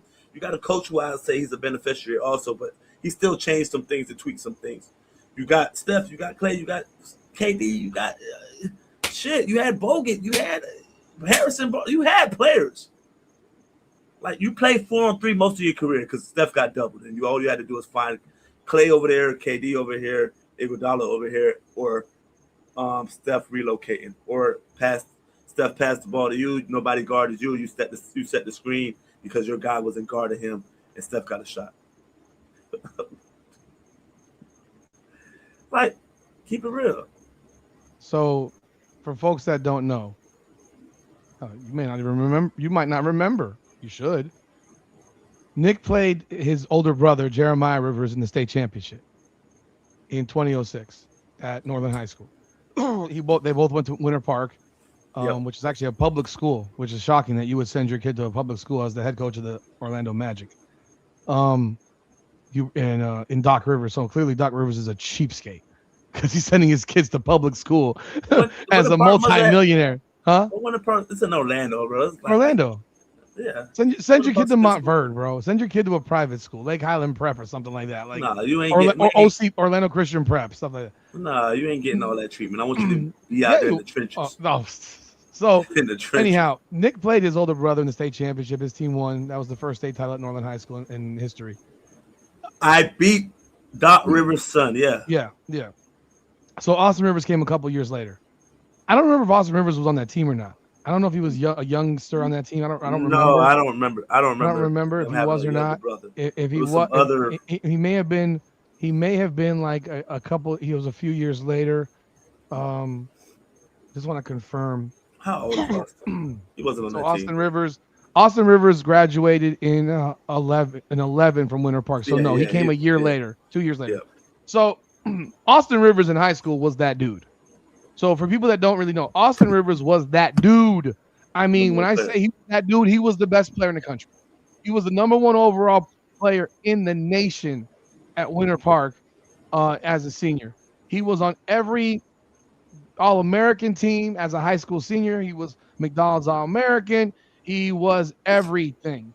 He was Mr. Basketball for Florida, Naismith Player of the Year. Like he said, he moved over to show you the trophy. Parade All-American. He was everything. He was a second-team All-American as a junior.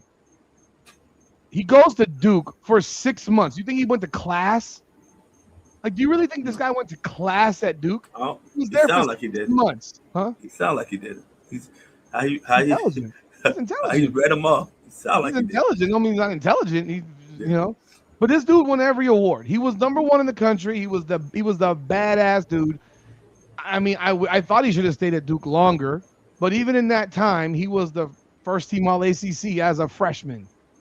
Third team All-American as a freshman.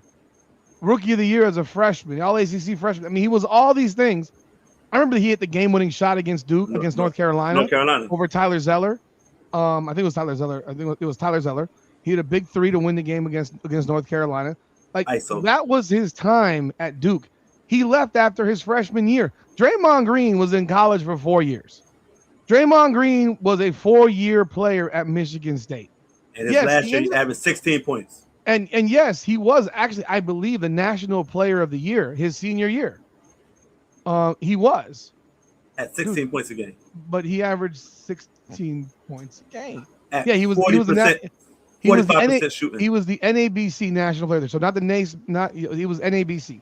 So he was a consensus first team All-American. This is, again, his senior year. Not his freshman year. His senior year. Okay. He was a 6'6" post. 6'6" post players don't last in the NBA unless their name is Larry Johnson. And Charles Barkley. He ain't that dude. Yeah. He was a 4-year player at Michigan State, 16 and 11. Yeah. And his first 3 years, 3.3, 9.9, 12.6. Yeah. And his career, 10.5 points per game. Austin Rivers was the #1 player at Duke his 1 year there. Yeah. So all the things he mentioned are true. They're all true. NBA career.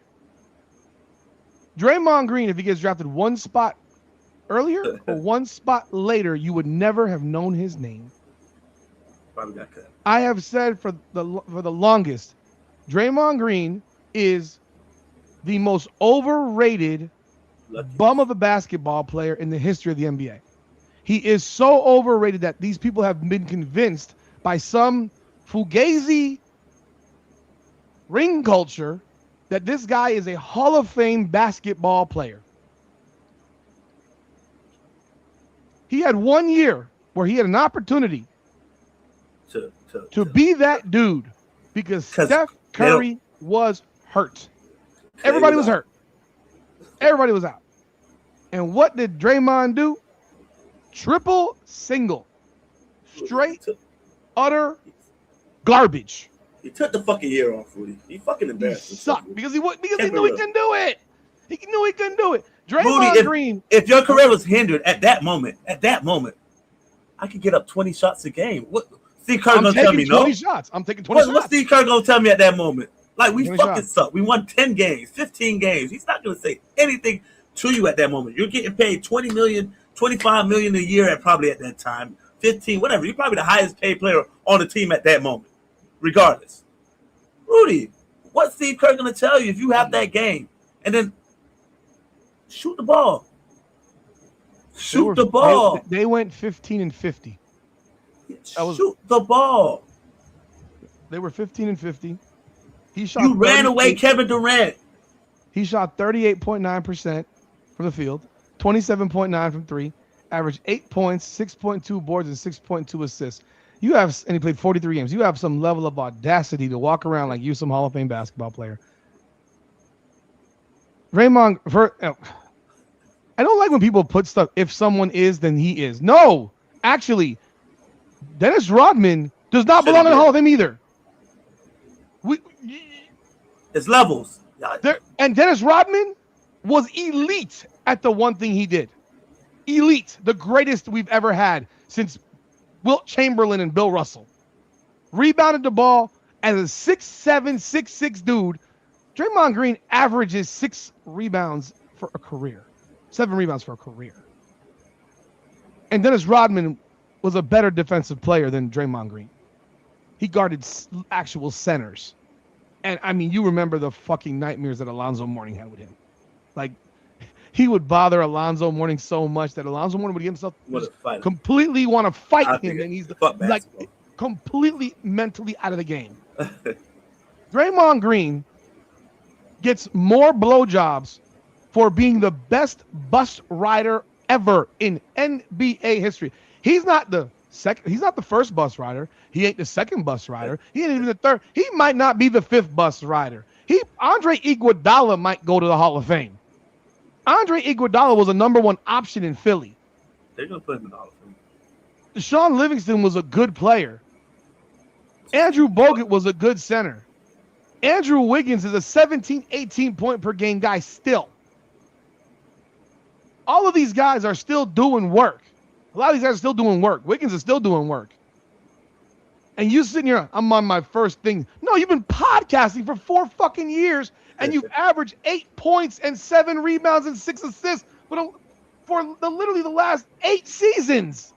He had that one year. You suck. One year he averaged 14. I want to say that's the year that's in 2015-16 when they lost. No, they won that year. They won that. They won that year, then they lost the next year with 73 and 9. But that year he went down to 10 points and KD wasn't there yet. Yes, exactly. So I don't want to hear about running a play for your bum ass. Nobody guards you. You can't shoot. Like, you're a career 32% three-point shooter and many seasons under 30%. I remember when this man would just be petrified to shoot the ball. It was like that 1 year. It was like that 1 year where Dwayne Wade just refused to shoot threes. That was Draymond Green for a decade. Yeah. That was Draymond Green for a decade. Well, nobody said that nobody's saying that Draymond is not a helpful part to the fucking Warriors. Nobody said that. He's a bus rider. And no, he would have won. They would have absolutely won championships without him. Yes, because if he's out of there and Kevin Durant's there, he's a replaceable part. Because Kevin Durant would still be there right now, probably. Yes, and that's the point. And if the front office fucked that up, because Draymond ass would have been out there, I'd have been at Kevin Durant like, hey, if we get rid of Draymond, would you stay? Yeah, okay, maybe. All right, he's out of here. Simple as that. I'm not turning down. Yeah, they won a championship without Kevin Durant, but they would have won 3 more if Kevin Durant stayed with Steph Curry. Total was 6. Draymond Green gets so much credit for 1 Game 7 that lost. Nobody guarded. And they lost. And they got there because he can't control himself. Because he decided to punch LeBron in the fucking nuts in game 5. I'm sorry, Game 4. Game 4, and they had the series. And then the rest of his players got injured in Game 5. Bogut, Iguodala both get hurt, and now he don't play in Game 6. And his fresh ass coming to Game 7. Yeah. So and then Steph was injured pretty much the entire series as well. Because he was battling from OKC series. So this is a guy who they look at that 1 game and say, "Yo, well, if he'd done that for his career," well, he didn't, and we all know. But this guy was petrified to take open looks. There's literally video of him going right down the court and nobody guarding him because nobody cared. Because you always expected him to pass the ball because he doesn't want to shoot. He missed layups. He's like Angel Reese. It's like Angel Reese on a fast break. He's a fucking dignity. I mean, get out of here. He's overhyped as a defensive player. Anyone that says that Dennis Rodman should be guarding Alonzo Mourning. Alonzo Mourning is a Hall of Famer. Alonzo Mourning was a Hall of Fame center. Like, let's stop it. 22 points. Hall of Fame center. Dennis Rodman was guarding Shaq. Yeah, you think Draymond Green could guard Shaq? He get his head dunked on. We saw what Wemby did to Draymond, put his head in the damn fucking basket. And Wemby weighs 12 pounds. He's also 7'8". Yeah, well, he weighs 12 pounds. And Draymond's pulling him down and still dunks it in his fucking head in the basket. And on top of that, they allowed this guy to be a clown his entire career. This guy gets ejected like every other game. This season, the referees ejected half the season this year. Huh? And the referees allow that shit also. Like this guy should have been tossed from so many games. His behavior as a player, he has cost this team wins with his shit. Yeah. I don't want to hear about his passion. When you get ejected from a basketball game, that does not help your team. Especially when you already have one fucking tech, so you already know you've been warned. That's not awareness. Like we brag about him being such a high IQ player, but he does dumb shit like that consistently. I've never considered him that high of an IQ guy, because part of being high IQ is controlling yourself, knowing when you need to stop pushing the issue, knowing when you need to stop doing that so that you stay on the damn floor. It ain't complicated. Especially when your rope is from here to fucking Mars. Yeah, because and Austin Rivers, was his NBA career the same as Draymond's? No, he was also a 6'4" two guard. What do we call that? A tweener. So he's not a point. He ain't a two guard. He's in between. And yeah, he didn't have the NBA career that he would have hoped for. But realistically, Austin Rivers averaged 7.7 points for. He averaged Draymond numbers. He averaged 8.5 points, 2 rebounds, 2 assists. Draymond averages 8.7 points, 6.8 boards, and 5.6 assists. If you put Draymond Green on any other team in the NBA, he'd have been out of the league in 5 years. He does. So he's not bragging on, I'm still on my first stint. No, you're on. Which would have never allowed you to get to your second stint, because nobody would have gave a fuck about Draymond Green. These contracts, he's overpaid for what he is. He's overpaid. He thinks he deserves more, or thinks he should have more. He's about, I wish I could give my kids $200 million. First of all, give me a damn break. You can't give your kids shit because you're never going to job as a coach because you punched your fucking teammate in the face in practice, you moron. Like nobody would want you to be a coach of a basketball team. You're a shit. You're a shithead. You're a grown man shithead. You're 35 fucking years old and you still act like a fucking 12-year-old. Yep. It's embarrassing. Can't control your emotions. Embarrassing. Who can't control your emotions? Who's gonna give you a head coaching or a GM job?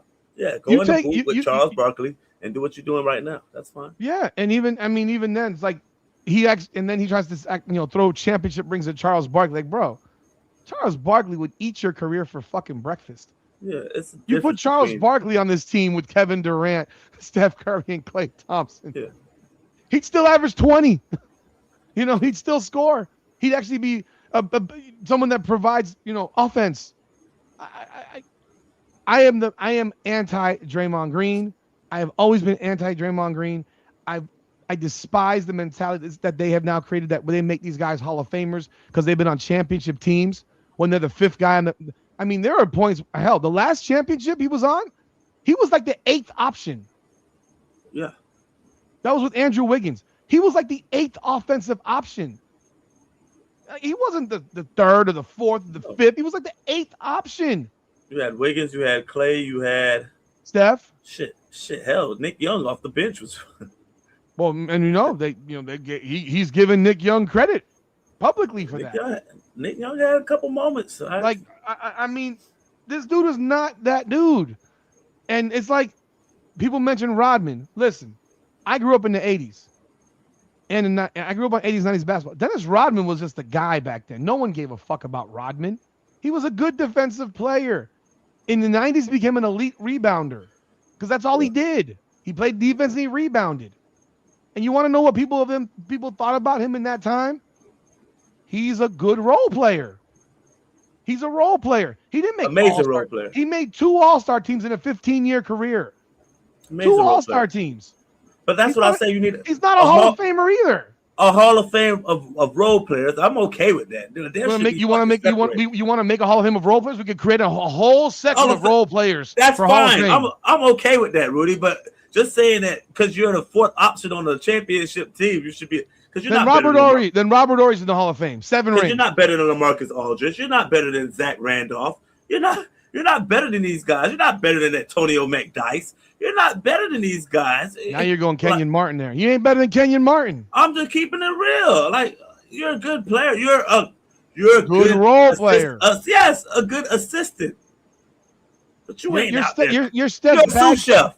You're Steph's bag carrier. You carry Steph's bags. Yes, and that's fine. But there's levels to this shit. I'm sorry. There's nothing that Draymond Green can come back with that will fucking erase what we just saw from Austin Rivers. No. No, you're done. You got ethered. Quit. Stop talking. You got killed. You got killed. Leave that man. And I'm telling you right now, role players do not belong in the Hall of Fame. You want to hear this one, Nick? Yeah. And you know I think this because I've told you this before. Ginobili. Klay Thompson's not a Hall of Famer. Ooh, no. Klay Thompson is not a Hall of Famer. He's the second piece, Rudy. Klay Thompson. 60 Klay points. Thompson. I didn't know who he was until Megan Thee Stallion came along. So he is not a Hall of Famer. I have never thought that Klay Thompson was a Hall of Fame level player. He's a great. Is Reggie Miller a Hall of Famer? He was number one option. He was the number one option. Changes the dynamic. I will stand on it. It changes the. So if Dwayne Wade's entire career was only playing the number one option. No, I'm not saying that. But he was the number one option his entire time, and he was their number one option. He was their number one option. Klay Thompson it's been was the number three option. Up. Klay Thompson was the number 3 option for 3 seasons in Golden State. Yeah, but the other seasons. How many third options make the Hall of Fame? He's like the 5th option in Dallas. Yeah, but we're not talking about now. I'm talking about prime play. He was look at his numbers. Look at his numbers. 20 a game, and he played, and he was 20 a game. 20 a game. He was known as probably the best 2-guard defender in the league. How many guys are averaging 20 a game right now in the NBA? But those different times. You told me that. No, not for him, because that's all he's ever done is shoot threes. But he's also known as he can't dribble and chew gum at the same time. But he's also known as like the top 3 shooting guard defender in the league. Great. And Dale Ellis is probably top 10. He ain't in the Hall of Fame. I'm just saying, but Klay's a Hall of Famer. I'm not saying he won't get in. I get what you're saying, but they have lowered the standard of what a Hall of Fame player is in today's basketball. I'll put Klay at the threshold of Hall of Fame. I'm gonna tell you right now, if Klay Thompson's a Hall of Famer, then so is Glenn Rice. Glenn Rice is a Hall of Famer then. Hell, I've said that Glenn Rice is a Hall of Famer because Manu Ginobili is. But you know what? Glenn Rice is not a Hall of Famer, and neither should Manu Ginobili, who's 13-3-3. We created a barometer of 13-3-3 as a Hall of Fame. We created a barometer of 5-7 Ben Wallace as a fucking Hall of Famer. I mean, this is what we've done. These guys are not Hall of Fame players. I get what you're saying. They're not elite. If Klay Thompson was the number 1 option for Golden State and Steph wasn't on that team, do they win a championship? No. No, they don't win a championship. No. If you put him as number 1 option on any team, do they win a championship? No. And that's how I value. That's what I value. Hell, can you even get close? No. If Klay Thompson's your best player, and you remove Steph Curry, and everything else is the same, outside of Kevin Durant. Well, he shows to be like the sidekick of a best player could get in the Hall of Fame. Like, it can't just have all the most amazing players in there and not the sidekick. Somebody who's like. Do you think Scottie Pippen's better than Klay Thompson? Yes. Yes. Why? Because he also did it on his own. Even for 1 year, he was that close. That close. He was his own worst enemy because he's the one that committed the foul on Hubert Davis. He's the one that fouled Hubert Davis. Yeah. He was this close to having the Bulls back in the NBA Finals. And they still had to go through Indiana. It wasn't the Magic. They lost to the Knicks. They lost to the Knicks. That's 90. Well, no, the Knicks went to the champ. The Knicks went to the championship. Yeah, but they beat. Indiana. Oh, they'd have to go through Indiana. Okay, yeah. Well, the Knicks beat Indiana. The Knicks played the Rockets. Yeah, that's what I'm saying. But I'm saying then he would have had to beat Indiana after that.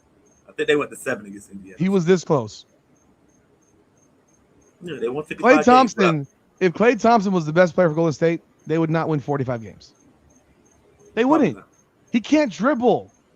He cannot dribble. You can't live on a guy that takes 11 shots for 60 your offense points. Changes. You have to run him off screens, off the whole game, and things of that nature. It changes. I agree that foul on Hubert Davis was bullshit, but they called it. I remember that. And I'm a Glenn Rice guy because I grew up with Glenn Rice. He was a Miami Heat player. He was our number 1 option. He went to Charlotte, was an all-star, 26-point per game scorer, number 1 option. That dude was a number 1 option for the first decade of his career. goes to LA, is the third option for the Lakers with Shaq and Kobe, averages 16, 17 a game, wins an NBA championship, but he ain't a Hall of Famer. Tell me why. One of the greatest shooters of all time. He ain't a Hall of Famer. But we putting dudes in, huh? Is Glenn Robinson a Hall of Famer? Glenn Robinson? Big No. dog. No. But we putting dudes in like just to put dudes in. So, I never thought Klay Thompson was either. But if you're telling me Klay Thompson or Draymond Green, it's obviously Klay Thompson. Draymond Green has never even been a consideration for me. But based on the criteria, well, you know who's had bigger moments in the NBA Finals? Robert Horry. Robert Horry's had some of the biggest moments in NBA history in the playoffs. That guy single-handedly was the reason that multiple teams won the NBA championship on his big shots. Period. Go ask Sacramento. Yeah, but that was just a shot, a moment. How many of those does Draymond Green hit? I still think that Draymond is more impactful than Robert Horry. None. How many has he hit? None. He ain't hit none. You can't remember one shot Draymond Green's made in his career, but you can probably remember a whole lot of air balls. The damn shot that Robert Horry hit to beat the Detroit Pistons with the Spurs. They won the championship on that shot. They won the title on that shot. Yeah. Because that was what kept home court advantage. That dude's hit bigger shot. Big Shot Bob is a bigger time player to me than freaking Draymond Green. And no one would ever consider saying that Robert Horry belongs in the Hall of Fame. Is a career 7-point per game scorer. That's literally what Draymond Green is. And I don't want to defend Draymond. It's embarrassing. But I'm going to. He still played defense as a big impactful player. Great. And again, the ring culture is why people, if he had 0 championship rings, are we talking about Draymond Green as a Hall of Fame conference? No. Like, he ran off one of the greatest players of all time because he can't keep his mouth shut. Nope. And the Warriors blew it because I was like, Draymond, we're trading your stupid ass. And Bye. then he ran off Poole also. Yeah. And at one point, we're talking about Poole being the heir apparent to Steph Curry, or being alongside Steph Curry, helping him if Klay Thompson fades in the background. So Jordan Poole at one moment was Jordan Poole was good. Jordan Poole was hitting them shots, man. He was hitting them shots. I remember that Denver series before Steph came back and came back off the bench in that series. And Jordan Poole was giving people fits. It's crazy, and it's just so damn annoying. It's Hell so damn annoying. Chris Webber's a Hall of Famer. Fuck yeah! You know how long it took him to get in? You know how long it took Chris Webber to get in the Hall of Fame? Too long. Way too long, because Chris Webber's sitting out there while I'm watching Ben Wallace make the Hall of Fame. Or did they go in the same? They go in together. I'm watching dudes go in the Hall of Fame, and I'm looking at Chris Webber. He's not in the Hall of Fame. I'm like, yo, how was Chris Webber not in the Hall of Fame, but all these bums are in the Hall of Fame? I mean, this crap right here with what's going on in the Hall. Draymond Green, bruh, you better not speak on this shit again. If he comes back with more, I want Austin Rivers to come back again. I want Austin Rivers to come back again. Austin Rivers got to come back with another one. Austin Rivers also, he went on Draymond page and posted everything that he said, word for word, under Draymond's reply. That's hilarious. So he made the video, and then he took everything, ChatGPT, every word that he said, he posted it under Draymond's video about him. If Draymond Green played for the Miami Heat, I would not watch them again. Bro, if the Miami Heat traded for Draymond Green, I would stop watching the Heat until he was gone. Rudy, also under Austin Rivers' page, there was so much NBA players who were laughing. Oh, I saw that they were laughing. They were laughing. Most players, they stay out of it. I ain't gonna. They know that Draymond sucks. They know Draymond sucks. They feel the same way. That's what I saw in the comments. He sucks.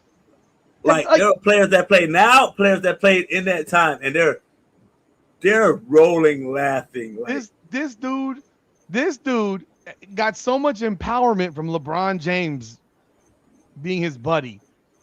He thinks he's so special. Yeah, because Rudy, if somebody talks shit about you like that and you were my guy or we're in the same era, I would not go on that page and laugh. Like, I don't fuck with you like that. Draymond my guy. They don't like him. They don't like him. They don't like him. He's not likable. He makes me look likable. He makes me look like I'm a likable guy. He is not likable. You don't, and yeah, Ben Wallace has an impact on defense. You do not belong in the Hall of Fame because you make an impact on defense. That is not this is not football. This is not baseball. You don't get into the Hall of Fame because you're a pitcher only, or you're a hitter. This is baseball where you get as a pitcher only or as a hitter only. Yeah. You don't get into the Hall of Fame because you can't score. Like this shit that they have destroyed this institution. What if your impact defensively is just so amazing? I don't give a fuck because if you don't score, if your team can't score, you don't win. Because there's players on offense who score 25 points, but they give up 30. Would that make you a Hall of Famer? No, I didn't say it does. Nick, we can go to the list of these bums nowadays that I just think are complete shit. I mean, there's no way. There's no way. I mean, we can look. Let's do this real quick. Then we can jump into the next topic. But let's look at these guys. Let's look at these guys. Donovan Mitchell's going to end up in the Hall of Fame. Yeah. Jamal Murray's going to end up in the Hall of Fame. Pascal Siakam's going to end up in the Hall of Fame. I like Pascal, but he's not. He shouldn't be. Pascal's nice. I like Pascal. I'll take Pascal over Bam. Brandon Ingram is going to end up in the Hall of Fame. Julius Randle's going to end up in the Hall of Fame. Brandon Ingram's not getting in. His numbers. So what you're telling me is, but you see people that have numbers who didn't get in, who are considered better. Nick, Brandon Ingram. 1, 2, 3, 4, 5, 6, 7. Okay, great. He's averaged 24, 24, 23, 25, 21, 22, and 22. But they're gonna take. You're gonna tell me that the guy that averaged 25 and 4 on 47% from the field and 37% from 3 does not get in the Hall of Fame. They're gonna take a consideration. But Draymond triple single, huh? They're gonna take a consideration. A lot of his teams didn't win. Yeah, you need teammates. Let me ask you. He has some decent. Let me ask you. If LeBron James doesn't trade the entire Lakers roster, do you think Brandon Ingram would have a ring right now? I think he has one. Mm-hmm. Because LeBron never gave it a chance. His teams probably would have been better for a longer period of time. Long term, yeah. Because he would have had a lot these younger players that developed into something. But LeBron was always in the rush to bullshit. Yeah, I mean, it was 30 something at that time. Yeah, but that's the thing. That time you waiting on y'all. You don't see the long picture. That's why he's not the GM. Is Jalen Brunson Hall of Famer? Yeah. Devin Booker Hall of Famer. Tyrese Maxey will be in the Hall of Fame. Yeah. Jaylen Brown will be in the Hall of Fame. Yeah. But these people deserve it. No, they don't. Jaylen Brown. Jaylen Brown is a very, very, very, very good player. He's the bus driver for the Celtics. I don't think Jason Tatum is a Hall of Famer. You guys give away Hall of Fame like it's fucking cookies, man. Why wouldn't Jason Tatum be a Hall of Fame? Why wouldn't he? Yeah, we're talking about 27. Jaylen Brown's best year was this season. They just got knocked out in the first round as a 2 seed. And he went the next day bitching and moaning about fucking fouls. Yeah, that was lost a lot of respect. Oh shit. I lost it. Yeah. He ain't lying. He wasn't lying. But you don't do that after you look like you're up 3-1. You look like a clown. You look clownish. Jason Tatum. Your team shot 3-point shots the whole time, and you're crying about your team didn't get fouled the whole season. Yeah, you shooting jump shots. You gotta take the good with the bad with that. These guys are probably all gonna make the Hall of Fame, and most of them are not worthy of it, to me. Because Jalen Brunson? No.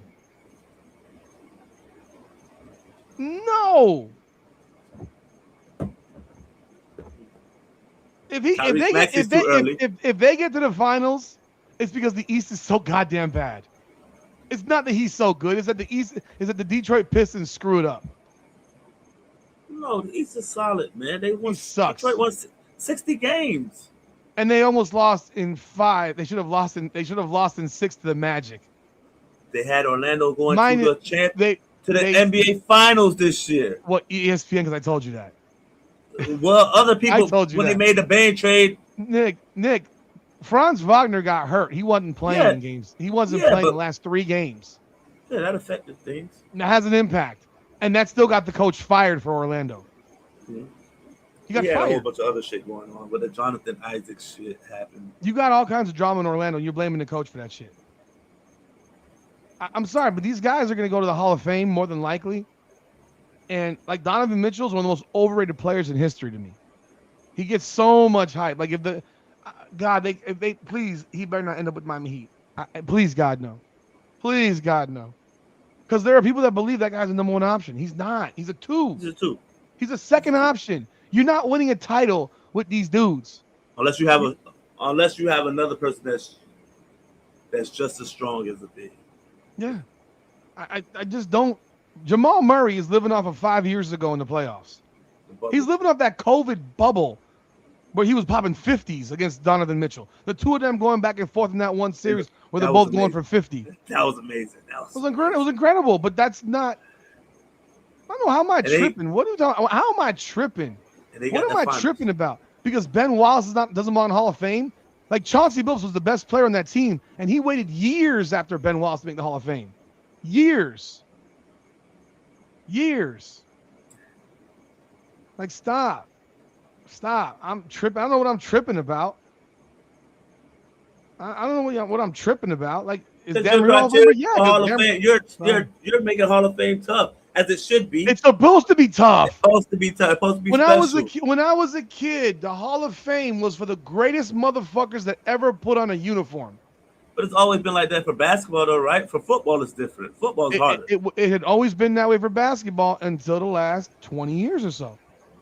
And then all of a sudden, well, first of all, they shouldn't have women in the Hall of Fame because it's not an NBA Hall of Fame. It's a basketball Hall of Fame. So putting women in the same Hall of Fame breath as an NBA player and putting minor league basketball players like Oscar Schmidt in the NBA in the basketball Hall of Fame and putting them in the same level as NBA players is bullshit. The NBA should have their own, but they give away Hall of Fame. Like I said, Dennis Rodman, nobody gave a fuck about Rodman forever, and then all of a sudden, 15 years after he's retired, it's Rodman's a Hall of Famer. What? What? If you had said that to Dominique Wilkins or Larry Bird back in 1988, they'd look at you and laugh at you. Like they tell you you're crazy. Rudy, something about leading the league in rebounds and being impactful defensively. It gotta get you somewhere. The role again, this is not baseball. This isn't football. I don't just play strong safety or D-end or linebacker or play offensive tackle or running back or quarterback or whatever. You got to be good both ways. You got to be high level both ways. That's why this whole thing about, you play good defense. Steph Curry isn't high level both ways.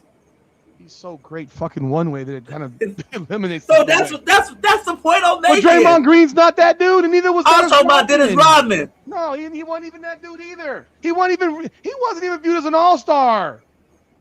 He wasn't viewed as an all-star in his generation. Because he couldn't score. Exactly. You need to score. So great on the other you want to way. know what? You know what? I don't have to play defense to win. We've seen in the NBA 140 fucking points a game. That's not in the playoffs. We don't need to play defense. You don't need to play defense all that well. You don't need to be great defenders. Great defenders? You don't got to be great. You don't got to be a great defensive team to win a championship in the NBA anymore. Yes, you do. Great? Are you measuring great based on the fucking times? Yeah, but it's going to be different because the game has evolved in a different way where defense is just different. But you think that's not? We have this conversation. You think the Celtics had a great defense 2 years ago? A great defense? Who they played that year? You don't remember. They don't. Do you think they had a great defense? You don't. It doesn't matter who they played. They played. I'm trying to think. They beat Phoenix. Phoenix don't even remember. Milwaukee. Don't even remember. That's how bad it was. Don't remember. Denver. No. Who the hell did they play in the finals? Don't even remember. Dallas got to the finals with Luka as their defensive stopper. No, but they had people around him. They had bigs around him. They had people that played defense around him. Okay, nobody plays defense in the NBA anymore. They play. Nobody plays defense anymore. It's a switching game. That's why nobody plays defense anymore. You're proving the point. No one plays defense. Nobody's scoring 100 points right now in the playoffs. They're playing defense. You okay? Well, 108, 102 just happened. Look, the Spurs are up 24 right now. For today, basketball 108, 102 is fucking locked down, suffocating defense. So you watched the OKC LA game yesterday, right? Yeah. And because we're about to get into this part right now on Austin Reaves. Yeah. Well, did he really defend him that well, or did he just miss a whole bunch of wide open shots? I think they defended I watched him well. I saw the shots. I think they defended him well where his legs was out and he couldn't give. Rudy, his legs were out. Oh my God, his legs were out. His legs were out. We got a 41-year-old fucking guy on a walker, and his legs aren't out. I mean, his legs aren't out. The greatest basketball player of all time. I don't give a shit. Why would his legs be out? He hasn't played in a month. Yes, exactly. You think if you're not playing, you think your legs just. Oh, okay. So now, remember you said that now because you said earlier he trash in messages. No, I said no. I you didn't said say he was you trash. said the white guy can't handle black physicality. You said, and I was the white dude cannot handle black physicality. Yet the black dude, it's becoming a trend. It's becoming noticeable now. Where you play against some bigger black players who are a little bit more physical and athletic. Maybe it's a fucking matchup issue for that one particular fucking team. No, it's not just them. They played Minnesota last year, and they have the same kind of long, rangy defenders. Okay. Again, there's two teams. There's 32 teams in the league, man. Everybody don't play defense like Minnesota and OKC. Okay, fine. They don't play defense like that. Great. Again, so you're using two teams as the example of this guy's not good enough because of two teams. Rudy, everybody sees it. You can't handle the black physicality. The league is 80% black. But everybody's not physical. So what you're saying that, there's some nicer black guys out there. That's not as physical. So there's only two teams that have black physical players. That's rough and tough like that. That play in that type of way. And he plays a herky jerky way where he looks for the foul. You mean like Shea? You mean like Shea? But Shea could go. You mean Shea don't have to look for a foul and get the bucket. He don't need it. He's always looking for the foul. He don't need it though. We seen him. He's good enough where he don't need it. That dude is always looking for the goddamn foul. Rudy, I don't know. Kenyon Martin, too many white boys. And Rudy, he's averaged 23 for the season. He can't be in this. Yeah, and now you just said his legs might be gone because he ain't played in a month. But Rudy, he was rushed back. We know that. But he also had last year that goes against him. The year before that, last year goes against him. The year before, what were they last year? Last year they played Minnesota. He averaged 20 points a game. He averaged 16. When did they lose? In round one. Round one. Yeah. So because he went from 20 to 16 in the playoffs, that makes him shit. I'm just asking the question. And his field goal percentage dropped 6. Everyone's field goal percentage goes down in the playoffs. No one's goes up. 6%. 40 and 46 is a big difference, Rudy. Come on. Everybody's field goal percentage goes down in the playoffs. It doesn't go up. Whose field goal percentage goes up in the playoffs? I remember a playoff series where LeBron shot 39.8% from the field, and people jumped up and down like he had the greatest fucking game on earth, the greatest series on earth. Huh? Doubled and triple team. He's also been great, and he shot 39%. Austin Reaves is not being doubled and triple team. He shot 39%. I'm just saying. I mean, keep it consistent. Which one is it? He shot 39%. Also averaged a triple double. Great. He shot 39%. At 35 points a game. He shot 39%. It means there's a shot chucker. Well, we would call that in the WNBA as a shot chucker. We just call him we would call him Enrique Gumbawale, a shot chucker. That's what we would call him. He'd be a shot chucker. I'm just telling you. I mean, this is the guy that's playing. This is the tough black guy playing defense in the NBA. He didn't play. That is the tough. Well, he's their second best player. Dennis Rodman. Dennis Rodman dressed worse than that. Nah. We all knew that Dennis Rodman was gay. These guys are faking their gayness. Who cares about how they look, Rudy? Dennis Rodman was one guy. The league looks like this. The league looks like this. The league looks like this. These guys are all fruitcakes. These guys aren't tough. These guys are not tough. They're softer than butter. They play tough. They don't matter how they act off the court. You mean they foul? On the court. You mean they foul? They foul, right? No, they guard people. They foul, right? They guard people. I've watched Lou Dort play defense. He fouls. He fouls. He might, and they call it when he does it. Fouls a lot. And they call it. No, they don't. No, they don't foul every possession. Rudy, it don't matter if you're gay. If you're a gay winner, it doesn't matter. I don't care if you're gay. What I'm saying is, you're saying these are tough black dudes. Yeah. No tough black man would ever fucking associate with that. Hey, listen here, man. You got to be a tough person to take it up there. Dennis Rodman was very well known for. Dennis Rodman was very known to take it back there. You want to know why Rodman did the stuff he did? Also, I think it was to get in people's heads.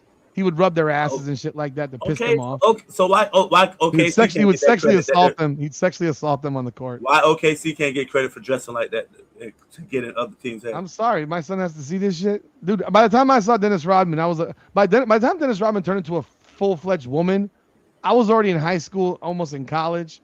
I don't need my children looking at these dudes and saying that this shit's normal, because they think this shit is normal. Oh no, Rodman ain't no caveats to Rodman. He's a fruitcake. He's a fruitcake. I never said he wasn't. Inconsistent, man. I'm not. He is a fruitcake. What are we talking about? He's an absolute fucking fruitcake. That's your era, though. And I'm pretty sure he's not the only one. I'm pretty sure that, he was a fruitcake that was mashing girls and guys. One of the Collins brothers was who? Yes, and no one's putting him in the Hall of Fame. No one's putting him in the Hall of Fame. Austin Reaves, he can't. So he sucks, or he can't play, or these guys are. It's because they're big and black. Big and black. It's starting to become a trend. It's becoming a trend, Rudy. We gotta keep it real, man. What's the trend? That bigger, more physical, athletic players are giving him problems. Bigger, more. How tall is Austin Reaves? 6'4". 6'4". Who's guarding Austin Reaves? Lou Dort. Everybody. It's a switching game nowadays. Everybody. But everybody's around 6'5" at OKC. So you got even Shea. Shea's 6'5", 6'6". You have Lou Dort. Caruso's shorter, but he's more physical. He's strong. You have Mitchell. You have who else they got over there? They got McCain.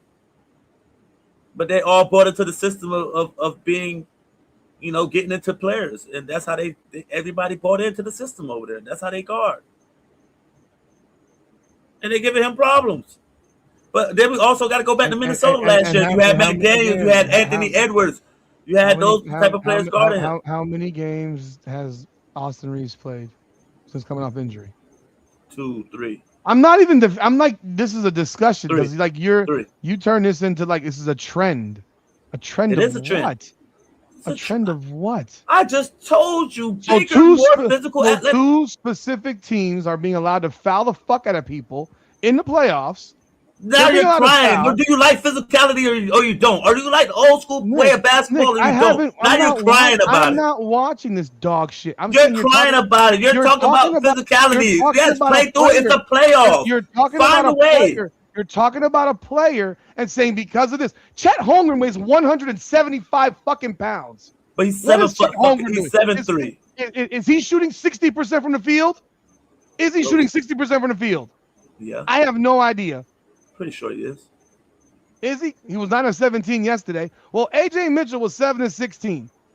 Lou Dort has one job: play defense. He shot 2 of 5.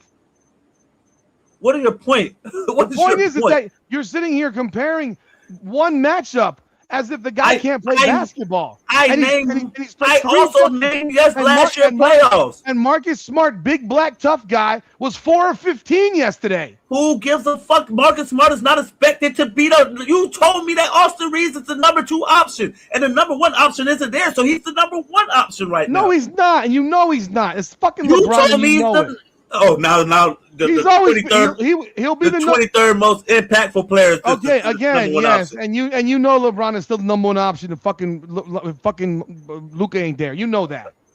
So he's the second option now. Because if they gave the ball to Austin Reaves, you'd be bitching here crying about it, saying LeBron's not getting the ball. Get the fuck out of here. And he missed open looks. He missed open looks. He missed open looks. I watched the game. He missed open shots. He was not guarded like you're claiming. But he's expected to score, Rudy. That's his job. He's not out there to defend. He has one job. He missed. It's a make-miss fucking league. I watched this shit. I saw the shots. He missed wide open shots. So what happened last year against Minnesota? I don't remember what the fuck did last year. I know you're a LeBron dick sucker, so you watched every game they play now. You memorized the games? So I'm telling you what happened. He was out there getting hounded and pestered by Minnesota defense. I don't know what happened. I'm telling you, motherfucker, what happened? Show it to me on stats. I don't have to listen to your dumb ass. 40%, 16 points per game. Show it to me. You haven't shown me shit. You got internet. Look it up. I just told you. I already looked it up. I looked it up. I already know. I looked it up. Okay, you looked it up. I don't have the computer to show you, Rudy. I'm telling you what the fuck he did. You have access to present shit. You have access to present shit. You're on the goddamn thing. Present it. Game logs. Let's see here. Last year against Minnesota, he was 7 of 14, 7 of 18, 6 of 14, 5 of 14, 5 of 13. And in those games, he was 3 of 8 from 3 in one game, 5 of 11 from 3 in another game, 5 of 12 from 3, 2 of 10 from 3. Okay. He had 16, 16, 20, 17, and 12. So that's bad, in your opinion. That's bad? He shot 40%. He scored. Great. What did LeBron shoot? Shot terrible from 3. What did LeBron shoot in that series? I want to say around 48%. Oh, no. I want to say around. What did LeBron shoot in that series? You 49%, 48%. No, are you looking at it? I'm just remembering what I... No. Okay, then I'll do your job. You have a pretty what it was, Rudy? 48%, right? Because you didn't should remember the 39% LeBron shot in the finals. Where I did remember that. I didn't say he did it. I never say he did it. And he got glazed for that too. What did LeBron shoot in that series? I don't know. I gotta find it. I'm digging through all this stuff that you didn't do your job for. I already told you it's 48, 49%. You don't know. You said you're memorizing it. You didn't see it. You didn't look it up. I already looked it up.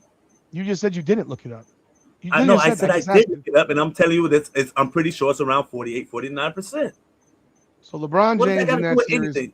LeBron James in that series was 44.4, 42.1, 42.9 in 3 of the 5 games. Do you hold him to some accountability? What did he shoot?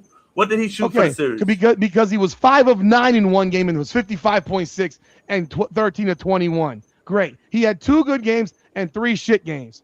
Is he accountable? He had 19, 21, 27, and 22. What did he average? So he averaged. Did he put up his fucking average? Did he do his job? 4-1. Did he do his job? Austin Reaves didn't do his job. No, he didn't. Because you know what? They lost the series 4-1.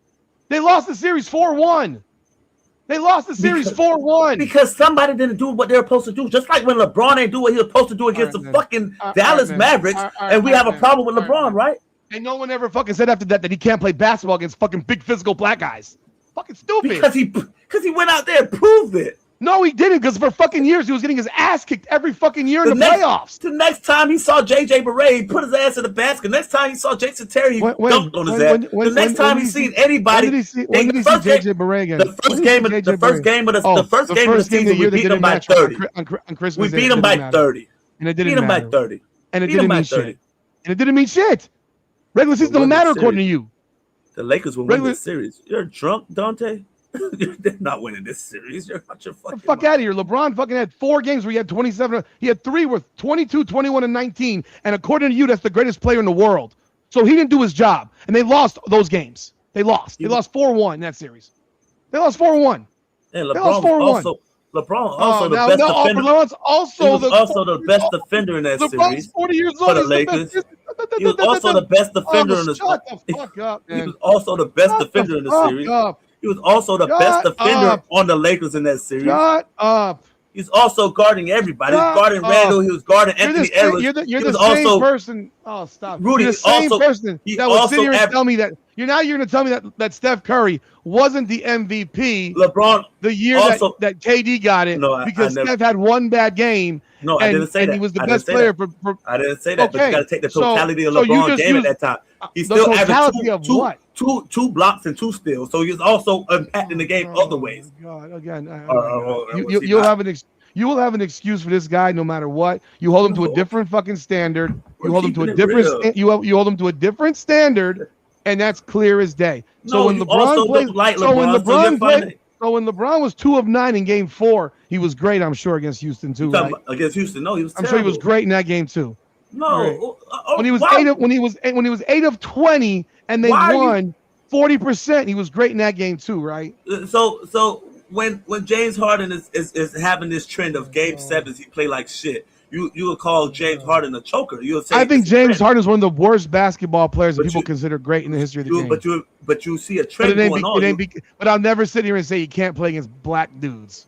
But you'll say it's a trend. I would never sit here and say you can't play against physical black dudes. What a stupid fucking comment. It was a physical white dude out there. Stupid comment. It's a fucking dumbass comment. It's a trend. Bullshit. We're noticing it. What happened? Whatever. You know that white guy that got dropped off in the hood and he was really good and you say, oh, he could play. And then he got in the hood and they started Who is that white guy you're talking about, Nick? Who is that white dude you're talking about? Who is that white dude you're talking about right now? Who? Austin Reaves is that white guy right now. What the fuck ever? He's in the NBA, in the fucking NBA. Well, prove it then. Go show up in this series against some. Show up. They're gonna lose to a better team. They're gonna lose to a better team. I don't care about. They're gonna lose to a better team. I don't care about the totality of the team, Rudy. I'm talking about Austin Reaves. No, Nick. Again, he could have 2 good games, and you would fucking base it on the other 4 that they lose. Or they could lose both those games. He could have 2 good games, and you would sit here and say he still didn't do enough. Fuck out of here, because you don't hold LeBron to that same criteria. I hold LeBron to that. You don't hold LeBron because I'm listening to all you LeBron dick suckers saying LeBron was amazing. He was 12 of 17, and they had 27 points. He was the best player on the floor, and they lost by 18. So he wasn't that goddamn good. And there was a -6 with him on the court. He wasn't that goddamn. They lost the fucking game. When he came off the court, that's the problem. They lost the game. You know what? Play 48. Play 48. It's the playoffs, not 36. Play 48. You that dude? Play 44, not 36. It's the end of the road, right? It's the end of the road, right? Play 44. Don't be a pussy. Don't be a pussy. That's game 1. They're gonna get swept. They are gonna get swept. They're gonna get swept. And LeBron gonna get swept. Game, and they're still gonna get swept. They are gonna get swept. And you know what? AR could average. They could go for 60 to 2 of them, and they'll still get swept. They'll still get swept. They might, but it won't look. Because you want to know what happens if they average 30 to 2 of them? That means OKC is putting up 140 because they're playing fast. What? Or maybe they're being efficient, and you're not 3 for 16, and maybe you're. No, I just said that even if they did go average 30 together and go for 60, OKC would still beat them by 10 because they put up 130, 140. But maybe Austin Reaves is 8 for 16. That's 12 more points because 2 of them won threes. Right. They only lose by 6 yesterday. And they still lose. They probably still lose, but they're not. And they still lose. And they still lose. And they still lose. So what you're telling me is the guy misses open looks. He misses open looks, which is what it was because I watched it. Those threes were all open shots. He missed. He missed. Your definition of open and open is 2 different things. Nick, okay, I'm sorry. The definition of open in basketball is not Lexi Hull standing in a corner with no one around her for 6 feet. That's wide open. That's what open is to people. My son right now, you want to hear a funny ass story? I said, you got the ball, you took 2 dribbles in, you pull up for a fucking 14-footer. He says there was a guy there. I said, you mean the 5'2" motherfucker in front of you and you're 5'8"? The 5'2" dude. The 5'2" dude and you're 5'8". Bruce Bowen defense. Pull up and shoot. Pull up and shoot over him. You're looking at the dude? You're a basketball player, right? There are no open looks in basketball. Wide open looks unless you're in the WNBA. You're shooting, you shoot a shot. You don't fucking look at the defender. The hell? It still affects you a little bit if somebody's in your space. Now, that's not for everybody, but for most players, it does. No matter how you say it, how you put it, Rudy. You play basketball, you know that. I know you haven't played basketball in 25 years. Steph Curry don't seem too affected. I said for certain players. Steph Curry don't seem too affected. Oh my gosh, Steph Curry don't seem too affected. LeBron don't seem too affected. You sound like LeBron don't seem too affected. You sound like Nick. Nick, I know very well that the NBA is a simple make-miss league. It's always been that. So why is he always been that? Why he's missing against the more physical teams than he normally does against anybody else in the league? And this is against OKC. This is against OKC the whole year, though. This is not just everybody's field goal percentage goes down in the playoffs. Okay, what about his field goal percentage against OKC during the regular season? Nick, I don't know what his fucking field goal percentage was. You have that too? Yeah. You have that too? What is it? Give me the exact numbers. 13 points for the regular season. No, give me the exact numbers. How many shots did he take? How many shots did he take from 2? How many shots did he take from 3? How many did he make from 2? How many did he make from 3? How many free throws did he take? 15% from 3 against OKC this year. Again, how many shots? No, you're making that shit up right now. I'm not. What are the numbers? Give me the numbers. I'm telling you the numbers I already got. No, you didn't. You're not. I asked you the exact numbers. 15%. No. What are the numbers? How much for how much? 13 points a game. Oh my God. 15%. You're like my child right now. I've asked you now for the third time. How many makes to how many misses? Not the percentage. Oh, how many makes to misses? What doesn't matter? If the percentage is low, that means he's taking enough shots that he's missing. I want to know. So if he's only averaging 13, how many shots. If he's only averaging 13, he's probably making 3 to 4 shots. And so if you put it at 40%, Rudy, that's 4 out of 10. What did LeBron average against him this season? Regular season. Oh, you don't have that. No, I didn't check that. Why not? Because I know what he did yesterday. Okay. He did his part. Okay, so tomorrow if he goes fucking 7 for 21, you'll say he did his part again. You'll say no, he had rebounds and assists and steals and blocks. That's what you'll say. You just did it.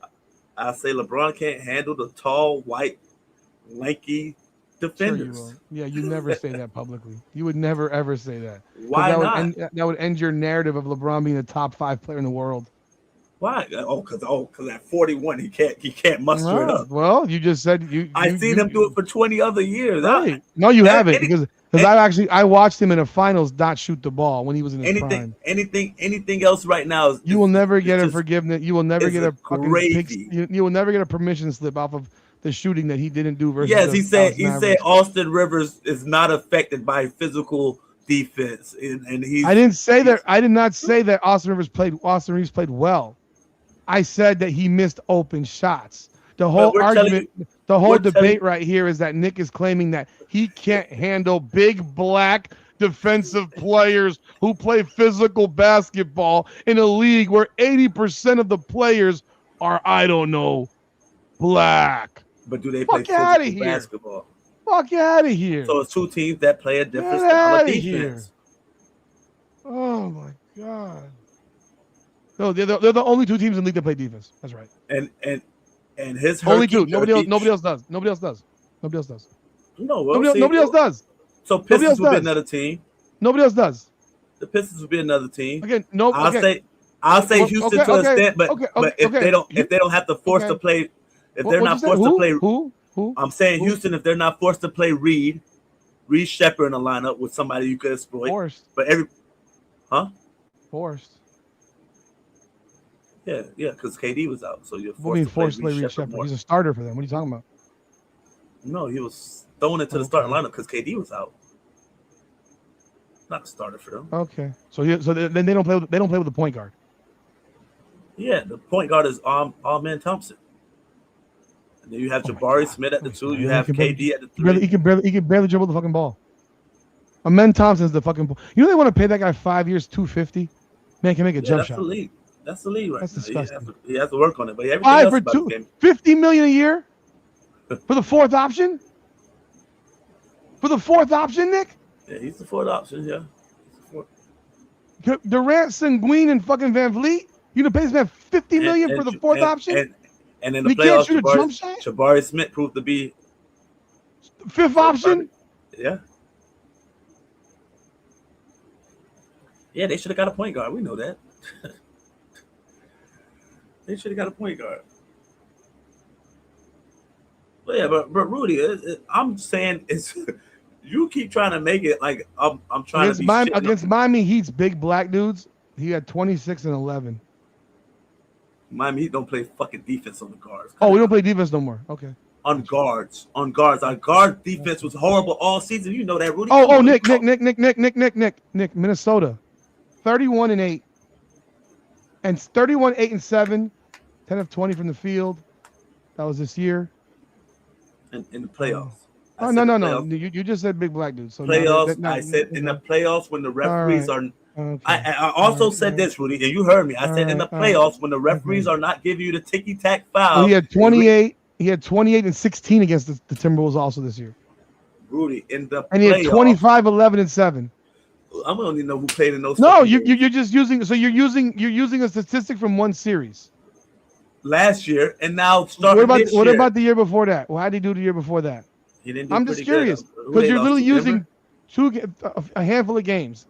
But because this year against Minnesota in regular season basketball, I know it don't matter. He averaged almost 30 a game. It doesn't matter because the playoffs are called as being ref differently. Oh, everybody knows that, but you. No, not everyone knows that because if they refed it actually differently, Shai Gilgeous-Alexander wouldn't get 15 free throws. He got 3 free throws last night, Rudy. What the fuck? How many did he have in the first round? Don't fucking matter. He had 3 last night. In the first round. Yeah, he played like shit. And by the way, he played like shit last night and they won by 18. Yeah, he had 3 last night. Turned the ball over like a fucking hot potato. Yeah, they're doubling them, tripling. Turned it over like a hot potato. Yeah. Notice how you make excuses for certain players. You're cute with this. You make excuses for certain players. So Shai Gilgeous, I don't even like Austin Reaves. So Shai Gilgeous doesn't get the benefit of the doubt for being 30 points most of the nights, and he's been over 20 points every fucking night. So one night he doesn't do that. He still shot 53%. No, you just did it to Austin Reaves. The man averaged 24 a game for the season. He averaged this year against one specific team that you just talked about in the playoffs specifically. And last year, this year with his role elevated, he busted their ass 3 times. And last year in the playoffs, what did he do when it counts? I don't give a shit. I'm talking about, and what? And so I'm supposed to judge Aaron Judge now for 2 years ago, right? I'm supposed to judge him from the previous playoffs, right? If he does it consistently, Rudy, if he did, he hit 600 last year. Again, but I'm watching games. He made up. So when is Austin Reaves going to hit 600? That's the point. Nick, he was injured for the last month and a half of the season. He got back 3 games ago, and you're holding him to a fucking standard that's non-fucking existence. All right. Because if LeBron was the same player, you would be giving him all kinds of fucking excuses. All right. Let Austin Reaves do what the fuck he wants. No, you make up excuses for the players you like. You prove it. So if Luka Doncic comes back tomorrow and goes 6 for 30, you'll say, like Luka. No, it's okay, Luka, because you've done well in the past. I like Austin Reaves. Yes, I don't even care about him. He will get the benefit of doubt, just like Caitlin Clark getting the benefit of doubt from 2024 from us. What are you talking about? What are you talking about? Benefit what she did in 2024 as a rookie, doesn't she get the benefit of doubt for us? What do you compare? No, you're not giving him that because you're literally comparing 3 fucking games. No, you're comparing 3 games, 5 games, you literally compared 1 game from this season and 5 games from last year, and you use that as your entire argument. What the hell is Caitlin Clark going to do with this shit? Nothing. What are you talking about? It has a lot to do with it. What are you talking about? What benefit of what doubt are we giving Caitlin Clark? For her 2024 year, because last year was shitty, right? What's the benefit of the doubt? They're not, Nick, if you're giving her the benefit of the doubt, then you'd be giving it to Reaves because he just came off of injury, probably well ahead of schedule. He should probably not even be playing, more than likely, but he's playing. And he probably shouldn't be playing. So you're not giving him the benefit of the doubt. You're actually saying he can't play. Whereas you're giving her the benefit of the doubt. You're not giving him that same. I didn't say he can't play. I say he's not playing up to par or what you need him to play like. Okay. And it's becoming. No, that's not what you said. What you said was he can't compete against big black guys. That's what your words were. That's what your words were. And we're noticing a trend of what trend? Happening. It's 5 games. 5 games is your trend? So yeah. Nick, you know what a trend is? If James Harden has done it 5 games in a game 7, that's a fucking trend, right? Nick, he then played Minnesota 3 times this year and busted their ass. The same team that you talked about the playoffs. I don't care if it's the playoffs or the regular season. Are they no longer big black guys? Are they no longer big physical black dudes? Are they? Does that now leave? What you mean? Look, but the intensity of playoffs is different. We know that. Does AR deserve? Okay, hell, fuck no. Hell, fuck no. None of these clowns deserve that. He's a fucking fuck no. He doesn't deserve that. We know that. And you want to know my opinion? You want to know my opinion of the regular season to the playoffs? I don't think there's a whole big difference nowadays from the playoffs to the fucking the regular season in the NBA. I don't. I do not think there's that much of a difference anymore. There used to be. No, I do not believe there is that same difference there used to be the way I grew up to shit. Rudy, they're averaging 125, 120 a game in the Nick, did you watch the Orlando Magic Detroit Pistons game 6? Yeah. You did? Yeah. So what you're going to tell me now is that the physicality of that game is why the Magic missed 27 of 28 shots. Fuck no, I watched it. They could not make a layup. They were like Angel Reese out there. They missed 27 of 28 shots. That was not defense. That was the Magic choking their fucking asses off. Choking. Choking. They're not the first team to do it. They won't be the last team to do it. You've seen 27 of 28 misses? So you've seen 20. I've never seen 27 of 28 misses in my life, Nick. So we had a team in the NBA Finals score 54 points. Yes, Nick, that was in 1990 fucking 8. So it's 96, 98, 54. I know. You want to go back They shot 8 less shots than Orlando. Great. And do you think for 1 second that was great defense or horrendous offense? Probably a little bit of both. Fuck no. 54 points, Nick? What is that? You think that was great defense or horrendous offense? I think I'll give you another chance to answer that. That was not a little bit of both. That was horrendous offense. Horrendous offense. You don't think the defense? You don't think the Bulls defense has something to do with it? 54 points. Horrendous offense. Horrendous. And they took 9 3-pointers. I hear all people. And the Magic scored 19 points on their home court in a game 6 in the second half, and missed 27 of 28 shots. Go look at this. I mean, you want to go look at the play-by-play of that Utah series and see if they missed 27 to 28? Because I probably doubt that even happened. I'm just saying they averaged 13.5 points a quarter.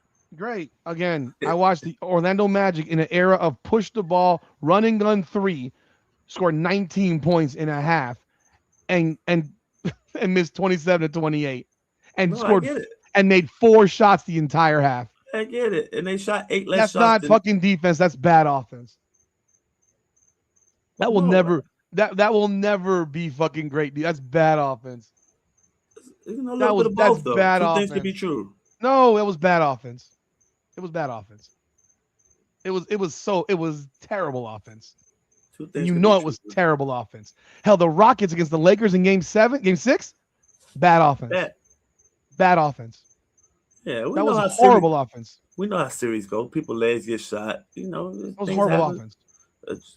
Was that great defense by the Lakers or bad offense? It was bad offense. We watched it. You watched it. I know you watched it. I know you watched it. A little bit of both. I know you watched it. They missed 33s in a row.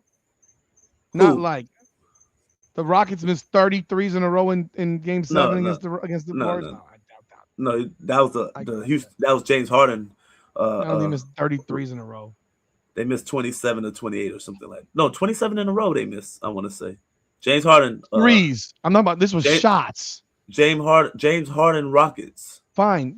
Was that shots or threes? Threes. I want to say the Magic missed 27 of 28 shots. Yes. Shots. They missed layups. Mm-hmm. Shots. There's a difference. 26-footers, terrible, but whatever. Horrible shooting. The Boston Celtics right now are at home not because the Sixers played great defense. Or do you think that's why they're home now too? Who, Boston? Boston. Is Boston home because of great defense or bad offense? Please don't say a little bit of both. Bad offense. Bad offense.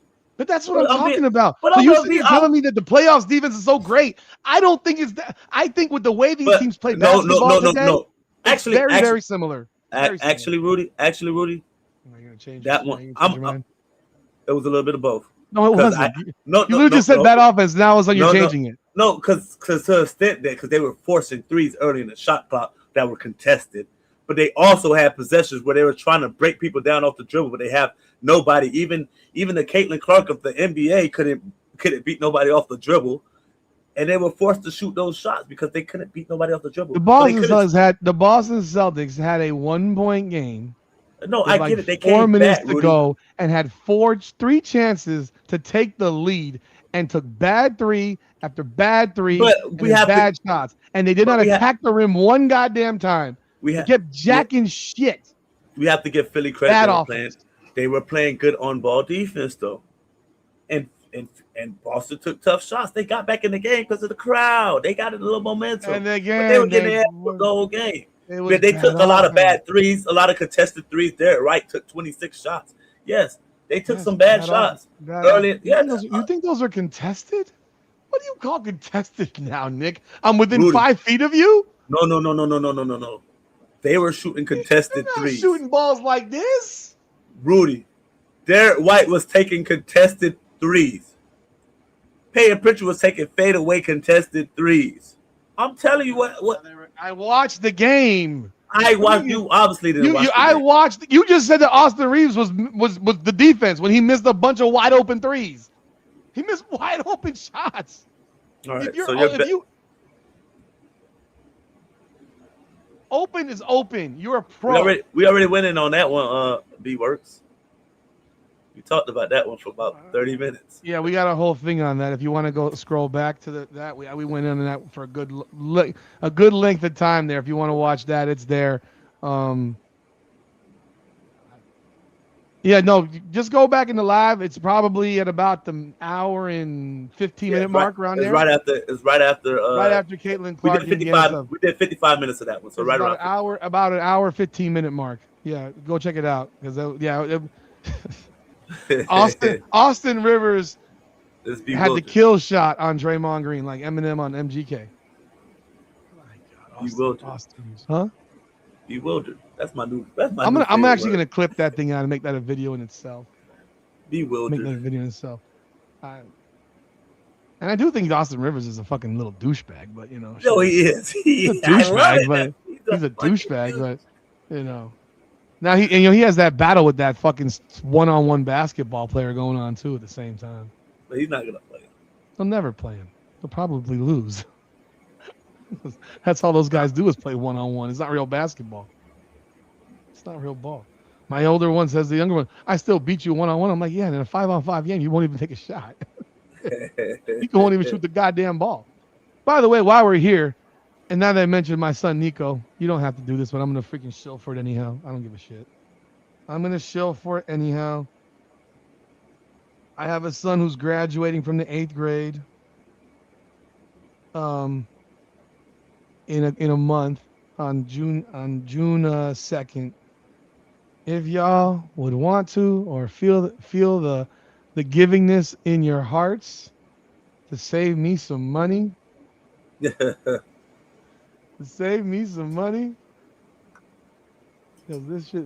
these children are too goddamn expensive. Man, I'm going to Orlando this weekend for my 4-year-old birthday. Went to Orlando for my 4-year-old birthday this weekend. Whose birthday? He wants to go. My son. He wants to go on vacation for his birthday. He wants to go on vacation, so you just say yes like that? Shit. You earn that shit. You got straight A's? Shit. He's doing good at school. So you're going to Disney World? No, we're not doing it. That's a waste of fucking money. Why? This is for. He's not going to remember. If you so desire. We're staying at one of the Westgate resorts that has like miniature golf. If you so desire, that's my son right there. They can't read the Cash App. It's Nico, NICO, RC0128. So if you want to donate to my son's graduation fund, it's Cash App Feel free. I do appreciate it. Yes, sir. Um, and my son's birthday. I missed your super. What are you talking about? I posted it. Nick has the same pink top and bell bottom. Oh yeah, as Jalen Williams. Okay. Thank you, Lester. I got a nice pink top. I don't have bell bottom. I like pink. Can I post the link? What link? That's my son's graduation. Of the Cash App, that's what it is right there. But yeah, so if you want to, feel free. He graduates from the 8th grade. Going to Cardinal Gibbons High School next year. Ooh, that boy's gonna be good. We gotta get back working out. Bro, he's such a fucking bitch. It's so annoying. I just tell him what to do. It's like, no matter what I tell these kids, it'll click one day. They don't listen, bro.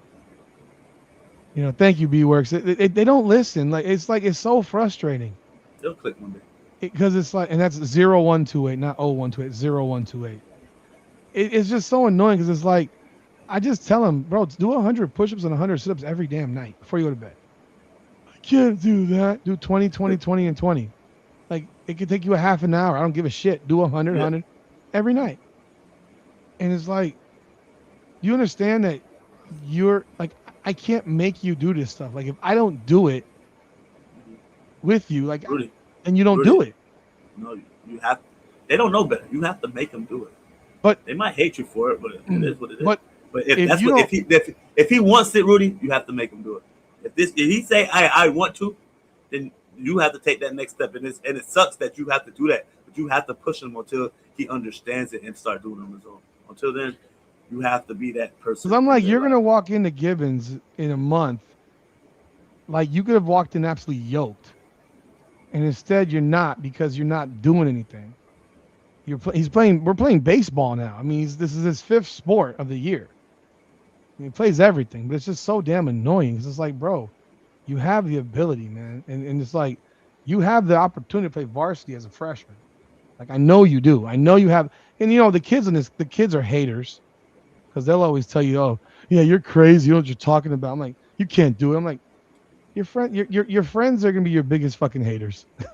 These kids will be your biggest haters. We found that out about podcasting, right? What? None of them motherfuckers subscribe. What? Our friends. In what? For when we started the podcast. They all suck. Yeah, I told Nick. Do you know that the merch that gets sold, none of it's from people I know? Yeah. Like these are like I learned a long time ago. What do you see? What do you mean, Jose? What happened?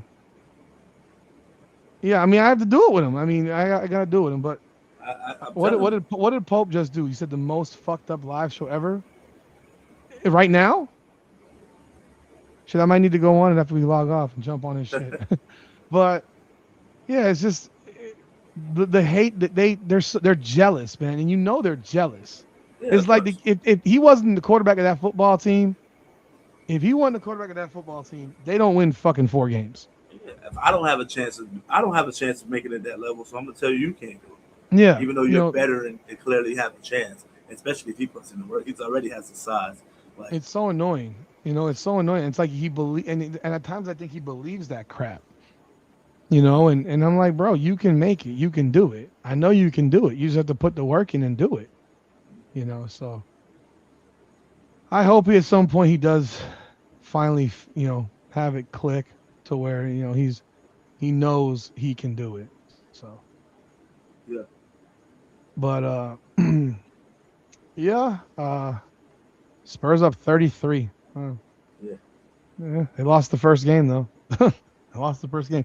Anyhow, I'll be here on Friday. So, what time is? Let me see what time this Mystics game is at, so I can give you all the right time. Oh, by the way, did you see this new stuff on Vrabel and Rossini? The freaking bullshit there. There's now proof of them renting a boat together. Mike Vrabel. They've been hunting for a long time. No, there's proof now of them renting a boat together when he was in Tennessee while she was pregnant. Rudy. The husband's asking for a DNA test. That's his kid. Little Mike is Big Mike kid. I pray for that man. That's not. I pray for that husband that's not. Do you not like Nick? Seriously, Rudy, that's OJ Gloves. He's shit. on Untouchable taking on these crazy black chicks. Oh, I gotta find Rudy, that. Rudy, Bro, that's OJ Gloves. do you understand like the hurt that would be for that man? That you raised this child that you thought was your own child. If that's gonna happen, let me find out from day one. Oh my God! Not after 5, 6, 8 years of raising this kid. I mean, because like, what do you even do? Because then the people will say, "Oh, a real man would stay." Like, yeah, I know in theory, but the emotional hurt, because they're never gonna tell the kid. They probably would not tell the kid until the kid's a lot older. Yeah. But how the hell?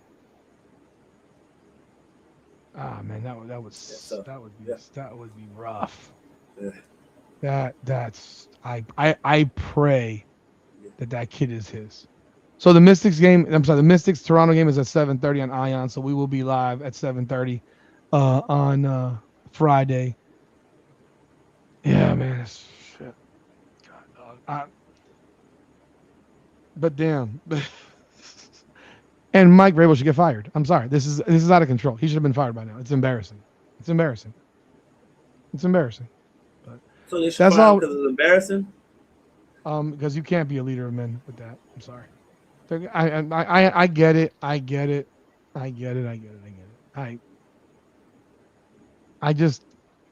a hard time with it, man. It's tough. I got a hard time with it, man. I understand, but I got a hard time with it because that shit is kind of crazy to me. It's kind of crazy. Why would he still in this fucking game? Because they want to give him numbers like Juju Watkins. No, it's bigger than that. You got to take it that. You have 35. I don't 2 know. minutes left in the third quarter. He's diving on the ground. Okay, and shit. the Pope on the Untouchable panel being frank about black. Oh shit! This isn't even a sports show. This is. Oh Lord have mercy! What the fuck is this? What the fuck is this? Oh my God!